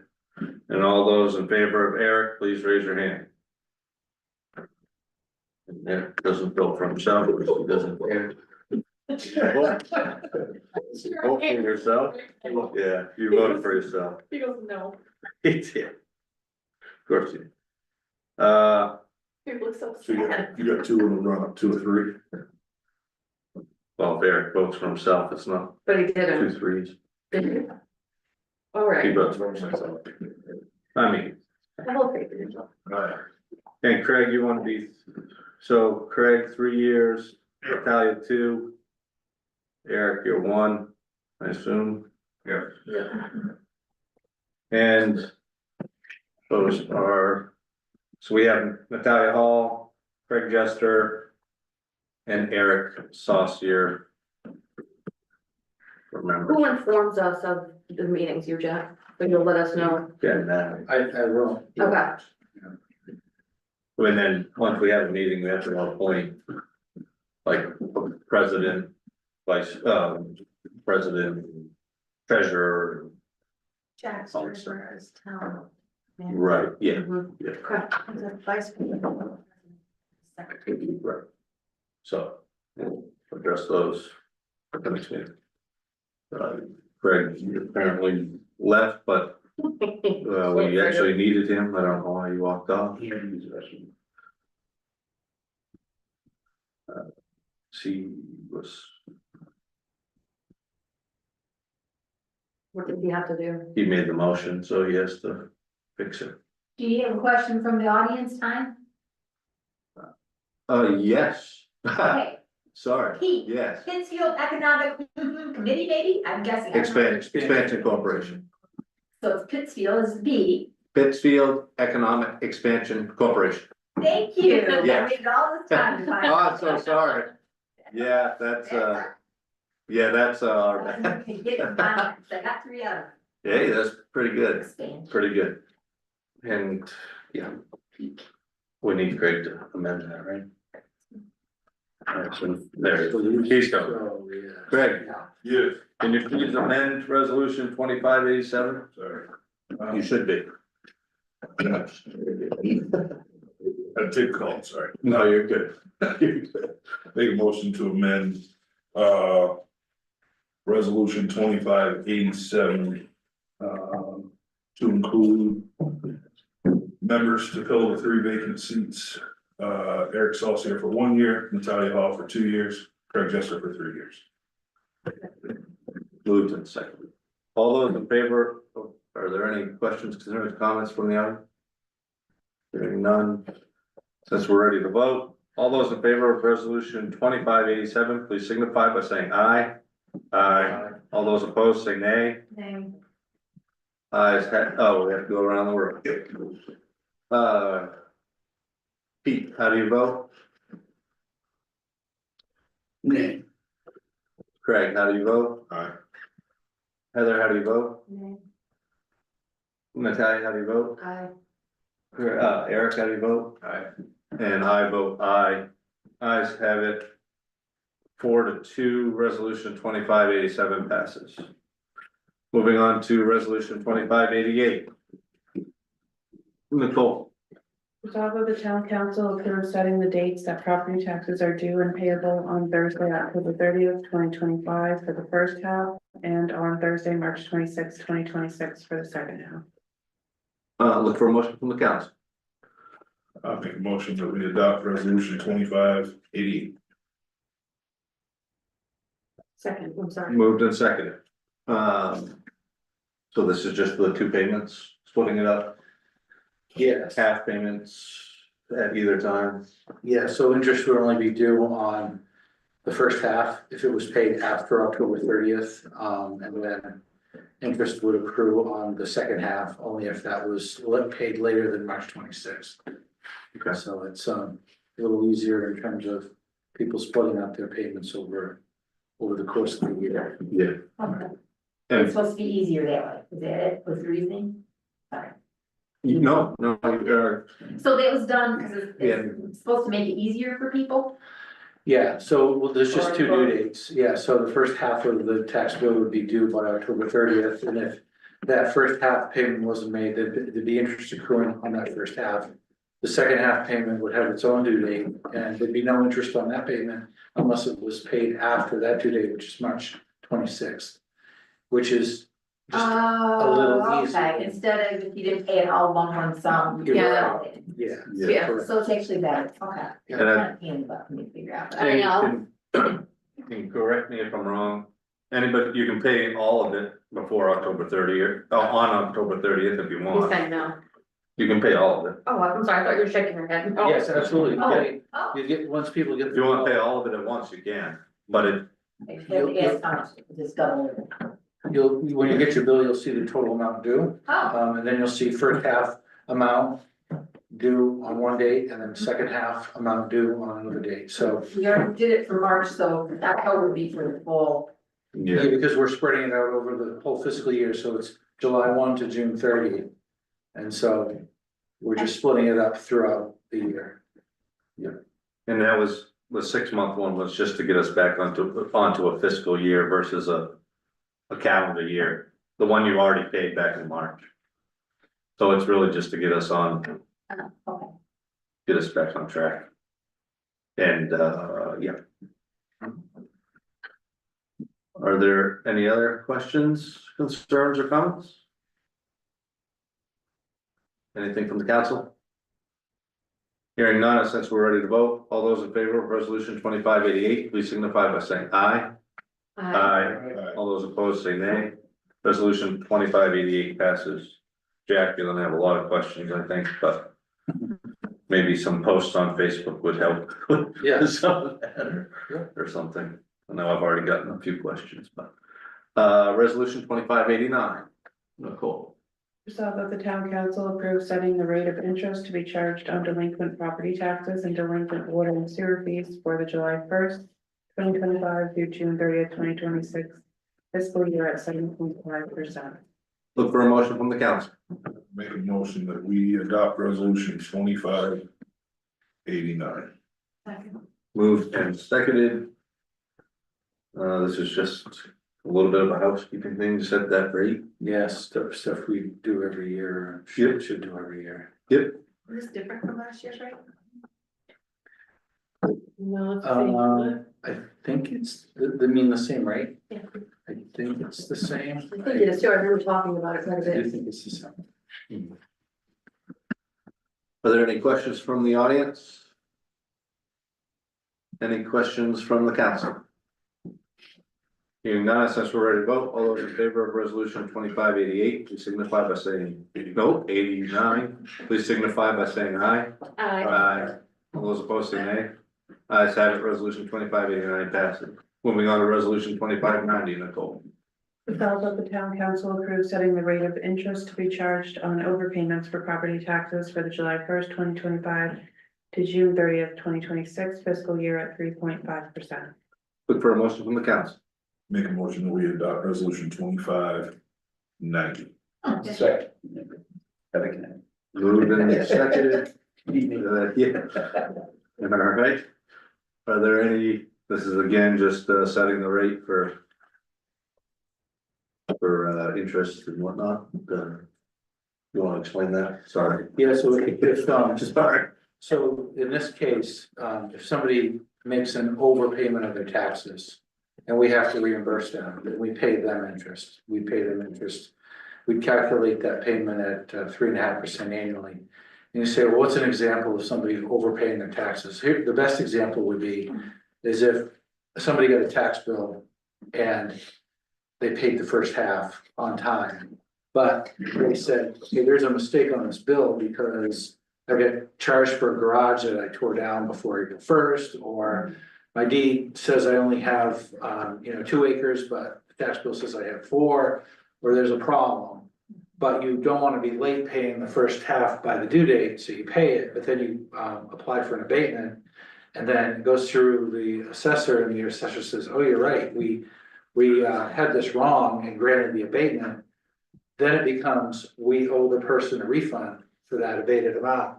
And that's where if it took a month or if it took more than a month to process that abatement, we would pay them what they paid plus interest. So that's the best, really the best example of where that would come into play. So if we're late, we pay 7.5, but if we overpay, you get 3.5. Correct. We get it. All right, I get it. It's no fair, but okay. Take what I can get. There any other questions from the audience? Any questions from the council? Hearing none, since we're ready to vote, all those in favor of resolution 2590, please signify by saying aye. Aye. All those opposed say nay. Resolution 2590 passes. Moving on to resolution 2591, Nicole. Resolved that the town council authorize the tax collector treasurer to accept prepayment of property taxes not yet committed or received prior to the due date and pay no interest thereon for the July 1st, 2025 to June 30th, 2026 fiscal year. Look for a motion from the council. Make a motion, we adopt resolution 2591. Second. Moved and seconded. It's pretty self-explanatory. Is there anything we need to add? You're good? You're good. Any questions from the from the audience on resolution 2591? So you can pay ahead of time, it's okay. You can pay ahead of time, because some people like to just pay, on a more regular basis. And twice, they might want to come in and pay. Oh. We have people calling us like now, about trying to make a payment on the tax, you know, that we haven't committed yet, but. We expect the assessor to have it committed within the next couple of weeks, getting the bills out early September and. Give people over, you know, over a month of notice before the due date. But some people, they might be selling their house, you know, and they're trying to close on the sale in July. And trying to get the taxes taken care of, so that'd be an early payment. So there's all kinds of different scenarios. You can pay monthly too. Some people do, they come in and pay, just divide the bill up by 12, you know. All right, any other questions? I just can't stop thinking about it now, but if someone intentionally overpaid, they don't get the 3.5% back, right? Like say I intentionally overpaid by $2,000. I never thought of that, it's good. Because I'm like, I could give an extra 2,000 and get 2,700 back. I don't know what the scenario would be. You're just gonna be my bank, the town is now my bank account. I'm wondering should that say like on the overcharge? We could write them a check like the same day, and it'd be like, you know, not even 1/365th of a. Way better rate of return than my bank You'd be in a account. hurry to give that back. Sure. Probably never happened. Yeah, good thought, but not. My bill's 5,000 over. That'll do. Any other comments from the council? Hearing none, since we're ready to vote, all those in favor of resolution 2591, please signify by saying aye. Aye. All those opposed say nay. Ayes have it, resolution 2591 passes. Moving on to resolution 2592, Nicole. Resolved that the town council approves the monthly payment to MSAD 53 totaling $4 million. It's hard to say. I know. $4,136,109.54 for the period of July 1st, 2025 to June 30th, 2026. Look for a motion from the council. Make a motion, we adopt resolution 2592. Second. Moved and seconded. So this is just the payment for the School, the school divides their assessment into monthly payments, and they send us a schedule and. It is what it is. Can we just approve the schedule rather than having to do an approval every time? Can we just have the schedule next time, so just approve it? Yeah, I mean, we could do it, either we could just, you know, give you the schedule, the resolution would probably be very similar, because the schedule would aggregate the total. Right, it would just have the amount due and then the dates that it would be paid, and that way it eliminates. Oh, you mean like one and done? Yeah, it eliminates 11 items off of our yearly calendar agenda. Well, there wouldn't be, you wouldn't see this again, you wouldn't see this every month. You're basically just saying, it's okay to make monthly payments on that total. Oh, I was reading it and that this was the monthly payment. Like if they got this million a month. Ooh. That'd be painful, wouldn't it? Yeah, no, this is one time. Yeah, $50 million later. We don't want any complaints. No. Any questions or concerns from the audience regarding resolution 2592? Anything from the council? Hearing none, since we're ready to vote, all those in favor of resolution 2592, please signify by saying aye. Aye. Aye. All those opposed say nay. Ayes have it, resolution 2592 passes. Moving on to item number 10, discussion items. Are there any comments from the audience this evening? I have a question. And I am gonna ask you to state your name and your address, because I completely forgot. I never said it. I know, I'm supposed to ask that ahead of time, and please come up and talk to us, if you'd like. It's just a Please. silly little question, but it kind of. No, but now I'm curious. And I like the little pin. Yeah, there you go. My name is Ellen Sahuski. I'm at 200 Chester Street. Yes, And what's with those plastic things that divide the road in front of CN Brown and what's the scoop? So, we are working with the Maine DOT. We've just went through a process of envisioning some traffic improvements to the downtown. Basically, safety improvements to make, traffic and pedestrians safer. And two of the ideas that came out of that study last year was to try to slow traffic down as it's coming into town from Burnham and going from a 50 to a 35 to a 25 in a pretty short span. So those posts by CM Brown are to remind people that they're changing speed zones. So once they get through that, then they see the 25-mile-an-hour sign. So that's basically just trying to slow traffic down visually before they see the sign. And what the Villages project conceptualized is that when we actually build the project, there would be probably a different curb line. There might be an island there. There'll be things that would cue that you're moving into an urban area from a rural area, and speeds are changing and everything visually. So that's what that is. And then on Peltoma, what you have is when people are coming off Peltoma making a right turn, what they're doing is they're basically crowding the curb line with the turns, and the crosswalk.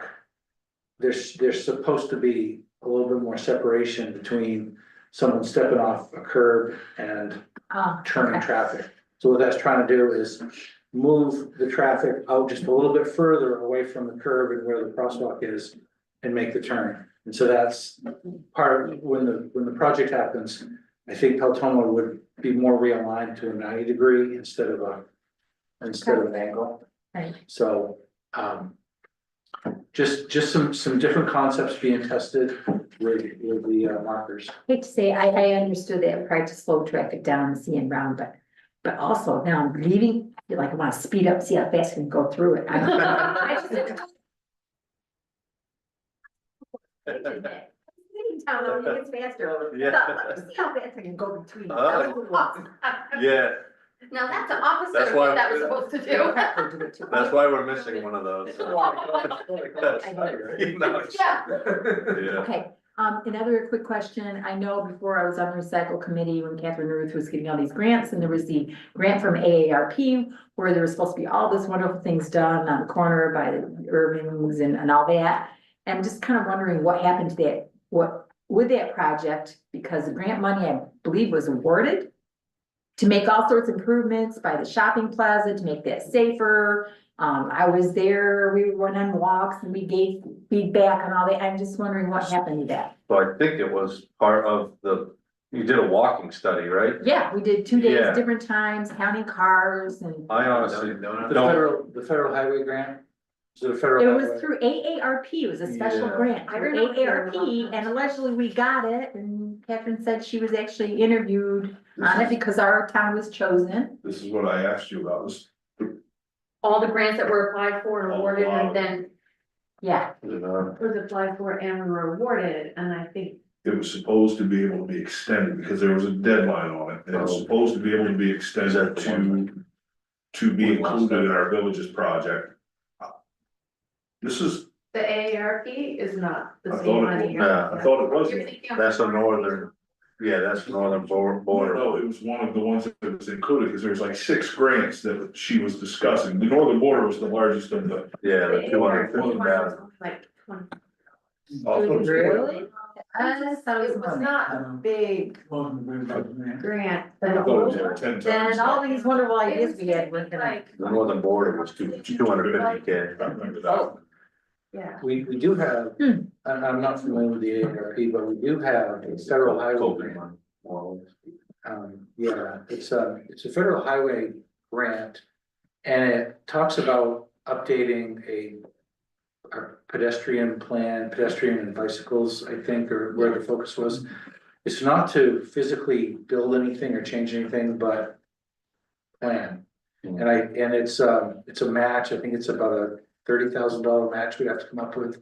And it's, I wanna say upwards of $100,000 of federal money. And we can still engage in that. I haven't brought it forward yet, just because I'm trying to. There's a little bit of overlap between villages, right? Because we looked at the villages, project area. And went through a process of identifying all of the ways you can do traffic and pedestrian and bikes and all that. Yeah. But what I'm starting to zero in on now is if we have a new school and they're trying to improve access up School Street and in and off the campus of the new school. Is there a way that our federal highway money can help that project as far as studying it and coming up with ways to make it safer to get in and out of that campus? So we haven't lost it and we can make sure we don't. But there is a local match, and I just want to make sure that we're getting what we need and what we want for the money we're gonna have to spend on it. Right. Some of them, like some match can be our staff time though too, right? Yeah, I believe yours so. for I usually you can do it. Illustration, But like if Donnie and the crew are doing things like to do it. And Usually we whatever, can then- do time. Yeah, it's usually the case, with federal money. So I was out on those walks with her too, and I'm pretty sure we didn't finish everything. Because we had to actually do little forms that we had to fill out and give our opinions on it, and then Catherine had to relay that to them for the grant. And there was more that we had to do for it, so it wasn't anything that I knew that was finalized yet, because there was more studies that had to be done on it with what we turned in. That's too bad. I was confused at all. Yeah, we did 2 walks and had to put our input down and see how they would read it, and Catherine had to do this big study to send in, and she said there'd be more to come. So is that something you can check on in case, make sure we're talking about the same grants and the same money? And you remember that being the ARP one? And I remember there was a list that Catherine showed us before she left of all the grants that she had applied for and the status. That's Right. somewhere. Yeah, I mean, we had Well, it, it's in the council package. it's in our emails. Okay. We have that. I think you have that, but we can Yeah. make sure. I'll go back double check over it. Yeah. But anything like that was already in process should really be followed up on sooner rather than later, because there's gonna be deadlines to it. We've already accepted it and started participating. There's gonna be like some expiration dates on those.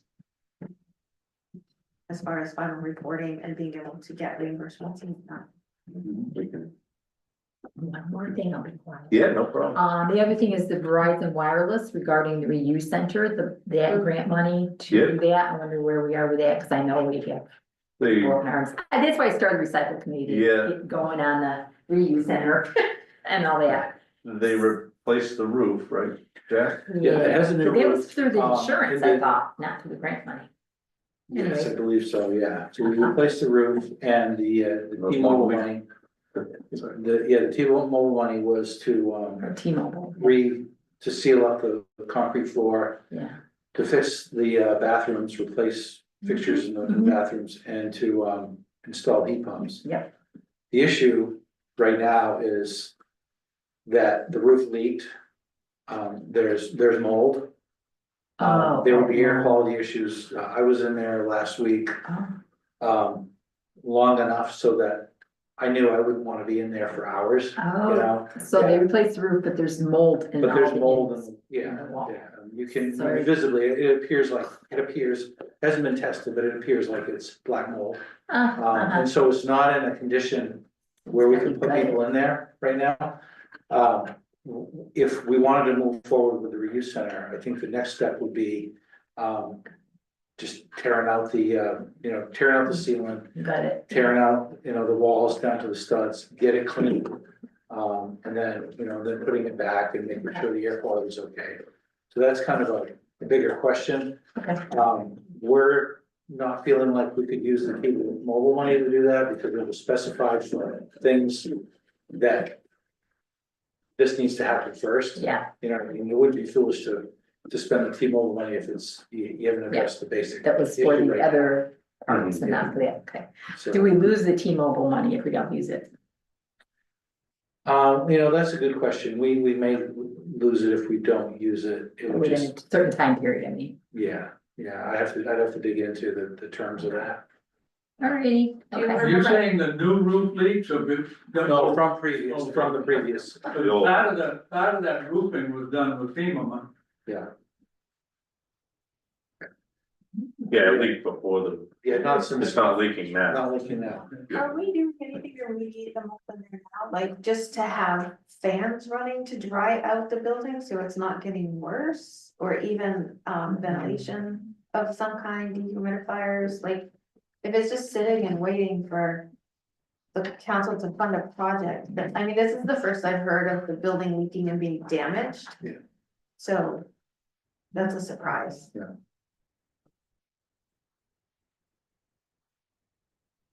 I guess I'm wondering when it happened, like, why is it? This is the first we've heard of it. Was it Yeah, last I year? didn't even know I had a new roof, honestly. Roof, yes. I didn't know that. Well, I knew we were getting one, but I didn't realize we actually did it. Yeah, I don't know when it went on, but there might have been a case where it wasn't obviously expected to be an issue, but it's closed up and no one's in there, and then you go in and you see what is still going on from not having a roof. I guess it could be mildew, not mold, right? Could be, yeah, it hasn't been tested. Like, Just the appearance of it is, Right. you can see it, you know. Well, that's what I'm wondering if we, like, I mean, it's hot, dry weather right now. If there's ever a time to dry out the wet building, now's the time to do it. You It know, didn't seem wet. I mean, it didn't seem like it was really wet. It was just damage. And you could, you know, there's an odor. Something that the, That roof leaked for several years yeah, before anything was done about it. One of the things that they had to do was replace the fascia boards, because you could put your hand right through them. So, and when I went in with the inspector from FEMA, he looked at that mold and said, you know, this didn't happen because of the storm. right. That's been there, and one in the bathroom especially has been there for a couple of years apparently, from what I was told. Before the storm. Well, is that something something to recycle, now the, recycle and, committee. dump can look into. Like the recycling and, transfer station, thank you. I mean, you know what I'm trying to say, help me out. You're welcome Jesus. for all the help. Yeah, I just sit there and laugh like I'm an idiot. We're all staring at you. Yeah, you know what the word I was trying to say. I have no idea.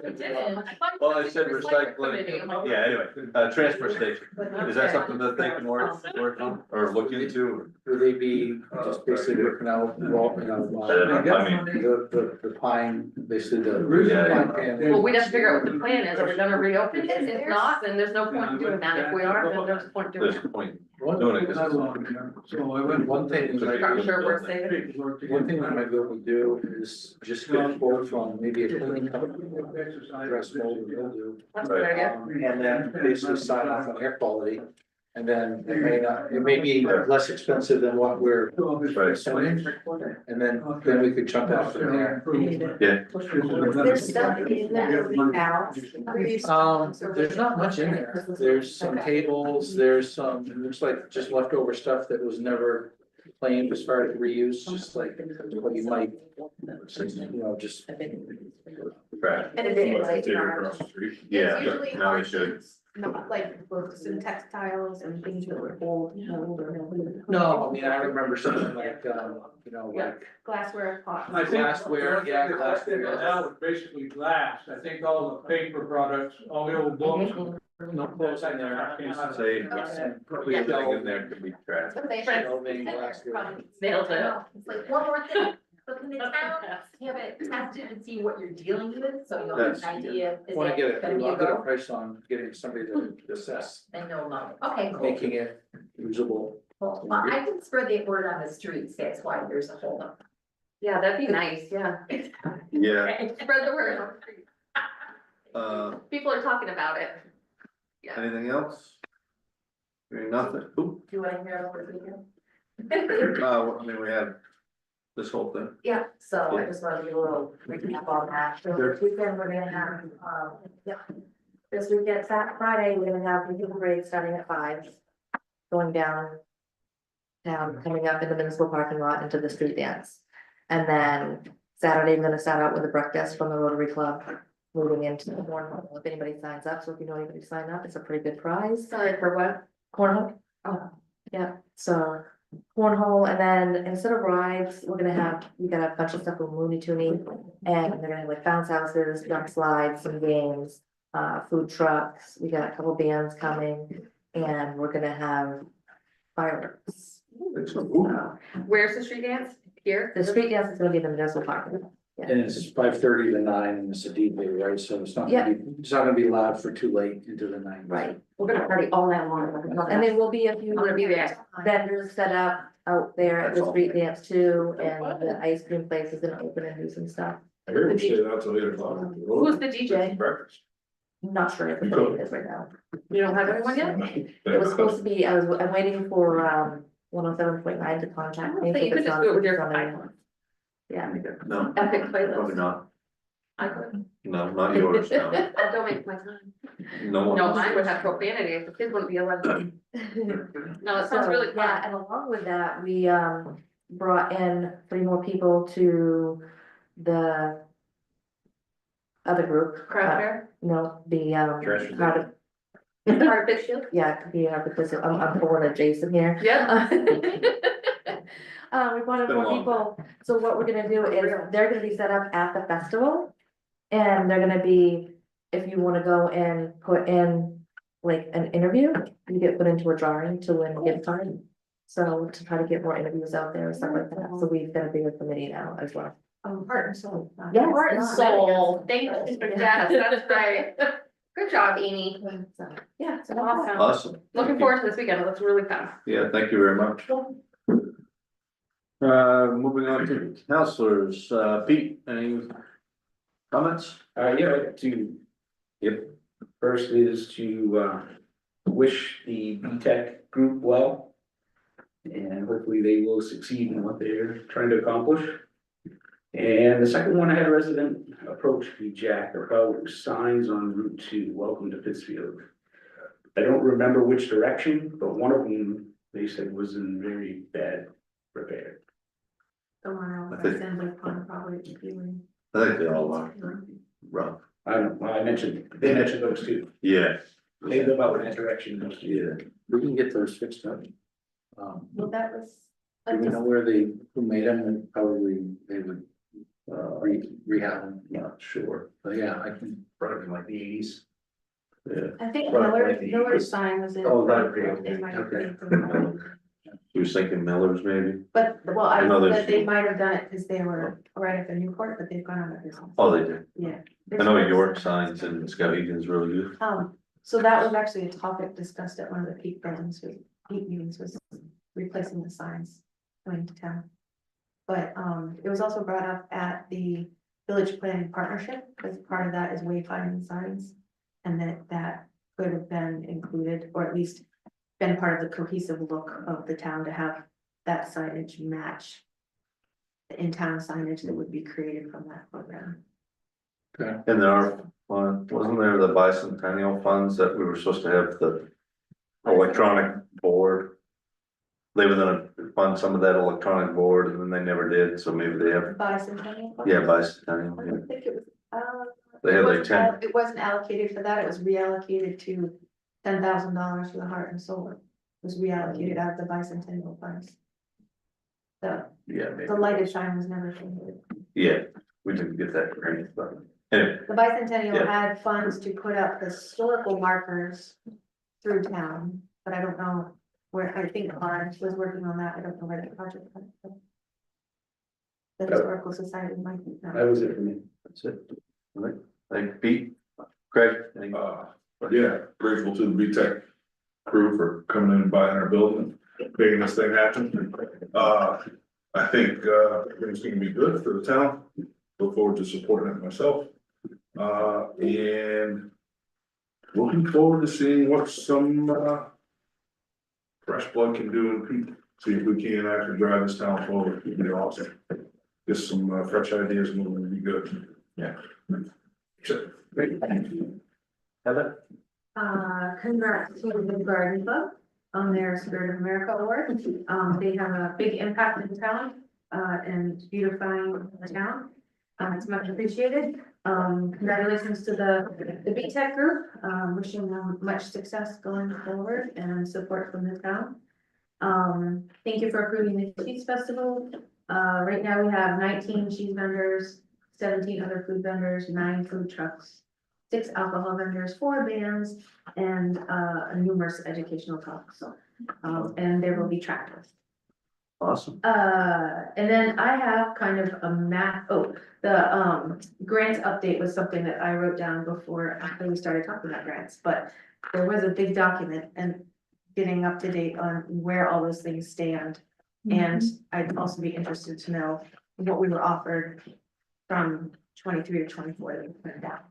Because I have a feeling some of them came to us, but were not implemented. And so I'd be interested in knowing that opportunity missed. And then I have a math question. So now there are 4 sitting counselors that have been elected to Peak.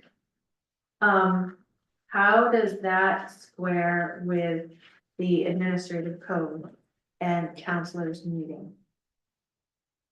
As long as it's a public. Yeah, I think if the meetings are posted, publicly, then it's, the same thing. It's, Because many of the things that Peak actually talks about end up being things that should be confidential. And that's part of the reason why Peak exists. So that conversations with people can be done out of the public eye until they're ready to bring a project to the council. Well, we had 3 people at the last meeting. what, 3 counselors at the last meeting. what my advice would be is, No different. to treat it the same way that the council would treat an economic development matter that was in front of the council, which would be to go into an executive session on that matter specifically and just cite the statute for economic development, going into an executive session. And then it could talk about whatever needed to be confidential and come out of executive session and then continue the rest of the agenda publicly. So I think it would really just operate pretty much identically to the way the council operates. Only it's all gonna be focused on economic development. Yeah, based on the names that have been on Peak for some time, I'm sure that has been a crossover at some point before as well, with Yeah. multiple counselors at the same time. How have you handled So it before, that's Heather? that's what I'm asking, yeah, is there a historical precedent for that? I'm trying to think. Bob and I were the only sitting or, wait a minute, Bob. Cause then Mike Chintat would have been on there as Bob well. and I, well, Yeah, you always have. Because Because of the mayor's been mayor. on there. Yep. yeah. You always the have. mayor. So what did you So all when do? Bob was on, he wasn't on, and then Tim was on. But yeah, So how did you handle it? yeah, we didn't. So we could set a precedent. I think the Well- executive session is excellent, yeah. Yeah, I think that's it. The new bylaws. Exactly. There you go. Yeah. Always think it, actually. Or change. Hey, if Eric has to skip the meeting, he's already. He's already made it clear he's willing. You know what I'm saying? Eric's not gonna be a first meeting. He'll be late for dinner or something, I'm sure. Standard, no show. Yeah. Any other Keep letting you back. comments, Heather? Oh, I'm done. All right. Eric.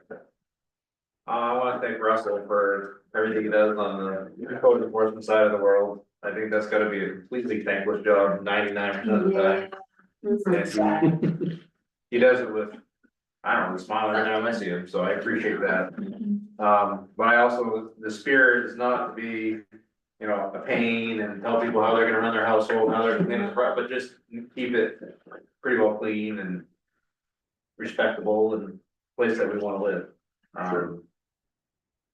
And I like the participation tonight by the town. I mean, there's a lot of people here on a lot of different subjects. I mean, there's code enforcement, there's people here that want to wait to listen to that one. There's people that want to talk about theaters, people that want to talk about everything. It's like, I like that participation. That was kind of nice. So for a while there, it was pretty, a little quiet, but that's it. Awesome, thank you. I just want to say congratulations to BTEC, very excited for that group, cannot wait to see all that they do. Congratulations to the Garden Club, I think we're the best garden club in the country, I dare say it, I love them. And the Short family is just so helpful to the schools and the students too, letting them do their field trips at their home. I've joined the classes doing that, it's really nice. Heather, I bought some of your cheese and bugs, it was delicious. Thank you, I'll call that out, Balfour Farm, is that done? And then I just wanted to say that at the last meeting was asked that the crosswalks be addressed. And I think it was the very next day I was driving around town, or maybe the next Monday, and I saw Jerry out there taking care of it, and they look great. So I just wanted to say thank you to Jerry, he's not here, but job well done, he got right on that and took care of something that was brought to his attention, so appreciate it. Still more to do, we had to get another park for the machine, but still got some more to do, but hopefully we can get all that wrapped up before school starts in a week and a half. It looks good. So, yeah. All set? All set? Yeah, and I will wrap up with kind of saying all the same stuff. I mean, obviously, BTEC and the Garden Club, fantastic. Obviously, the Pittsfield Community Festival, that's fantastic. Really appreciate all of the work that you've done with that. The summer concert series wrapped up, I think, last week, and I've heard nothing but great things from that. So that was fantastic. That's something that's really been great for the community in the summertime. Cheese Festival for the 7th year, so that's good. Looking forward to that, and yeah, just appreciate everybody's hard work. The fact that we're moving Lancey Street in the right direction before school starts, so it's not torn up in the middle of the start of school is great, and looking forward to all the paving that we'll be doing up in Birchwood Terrace area. That'll be good.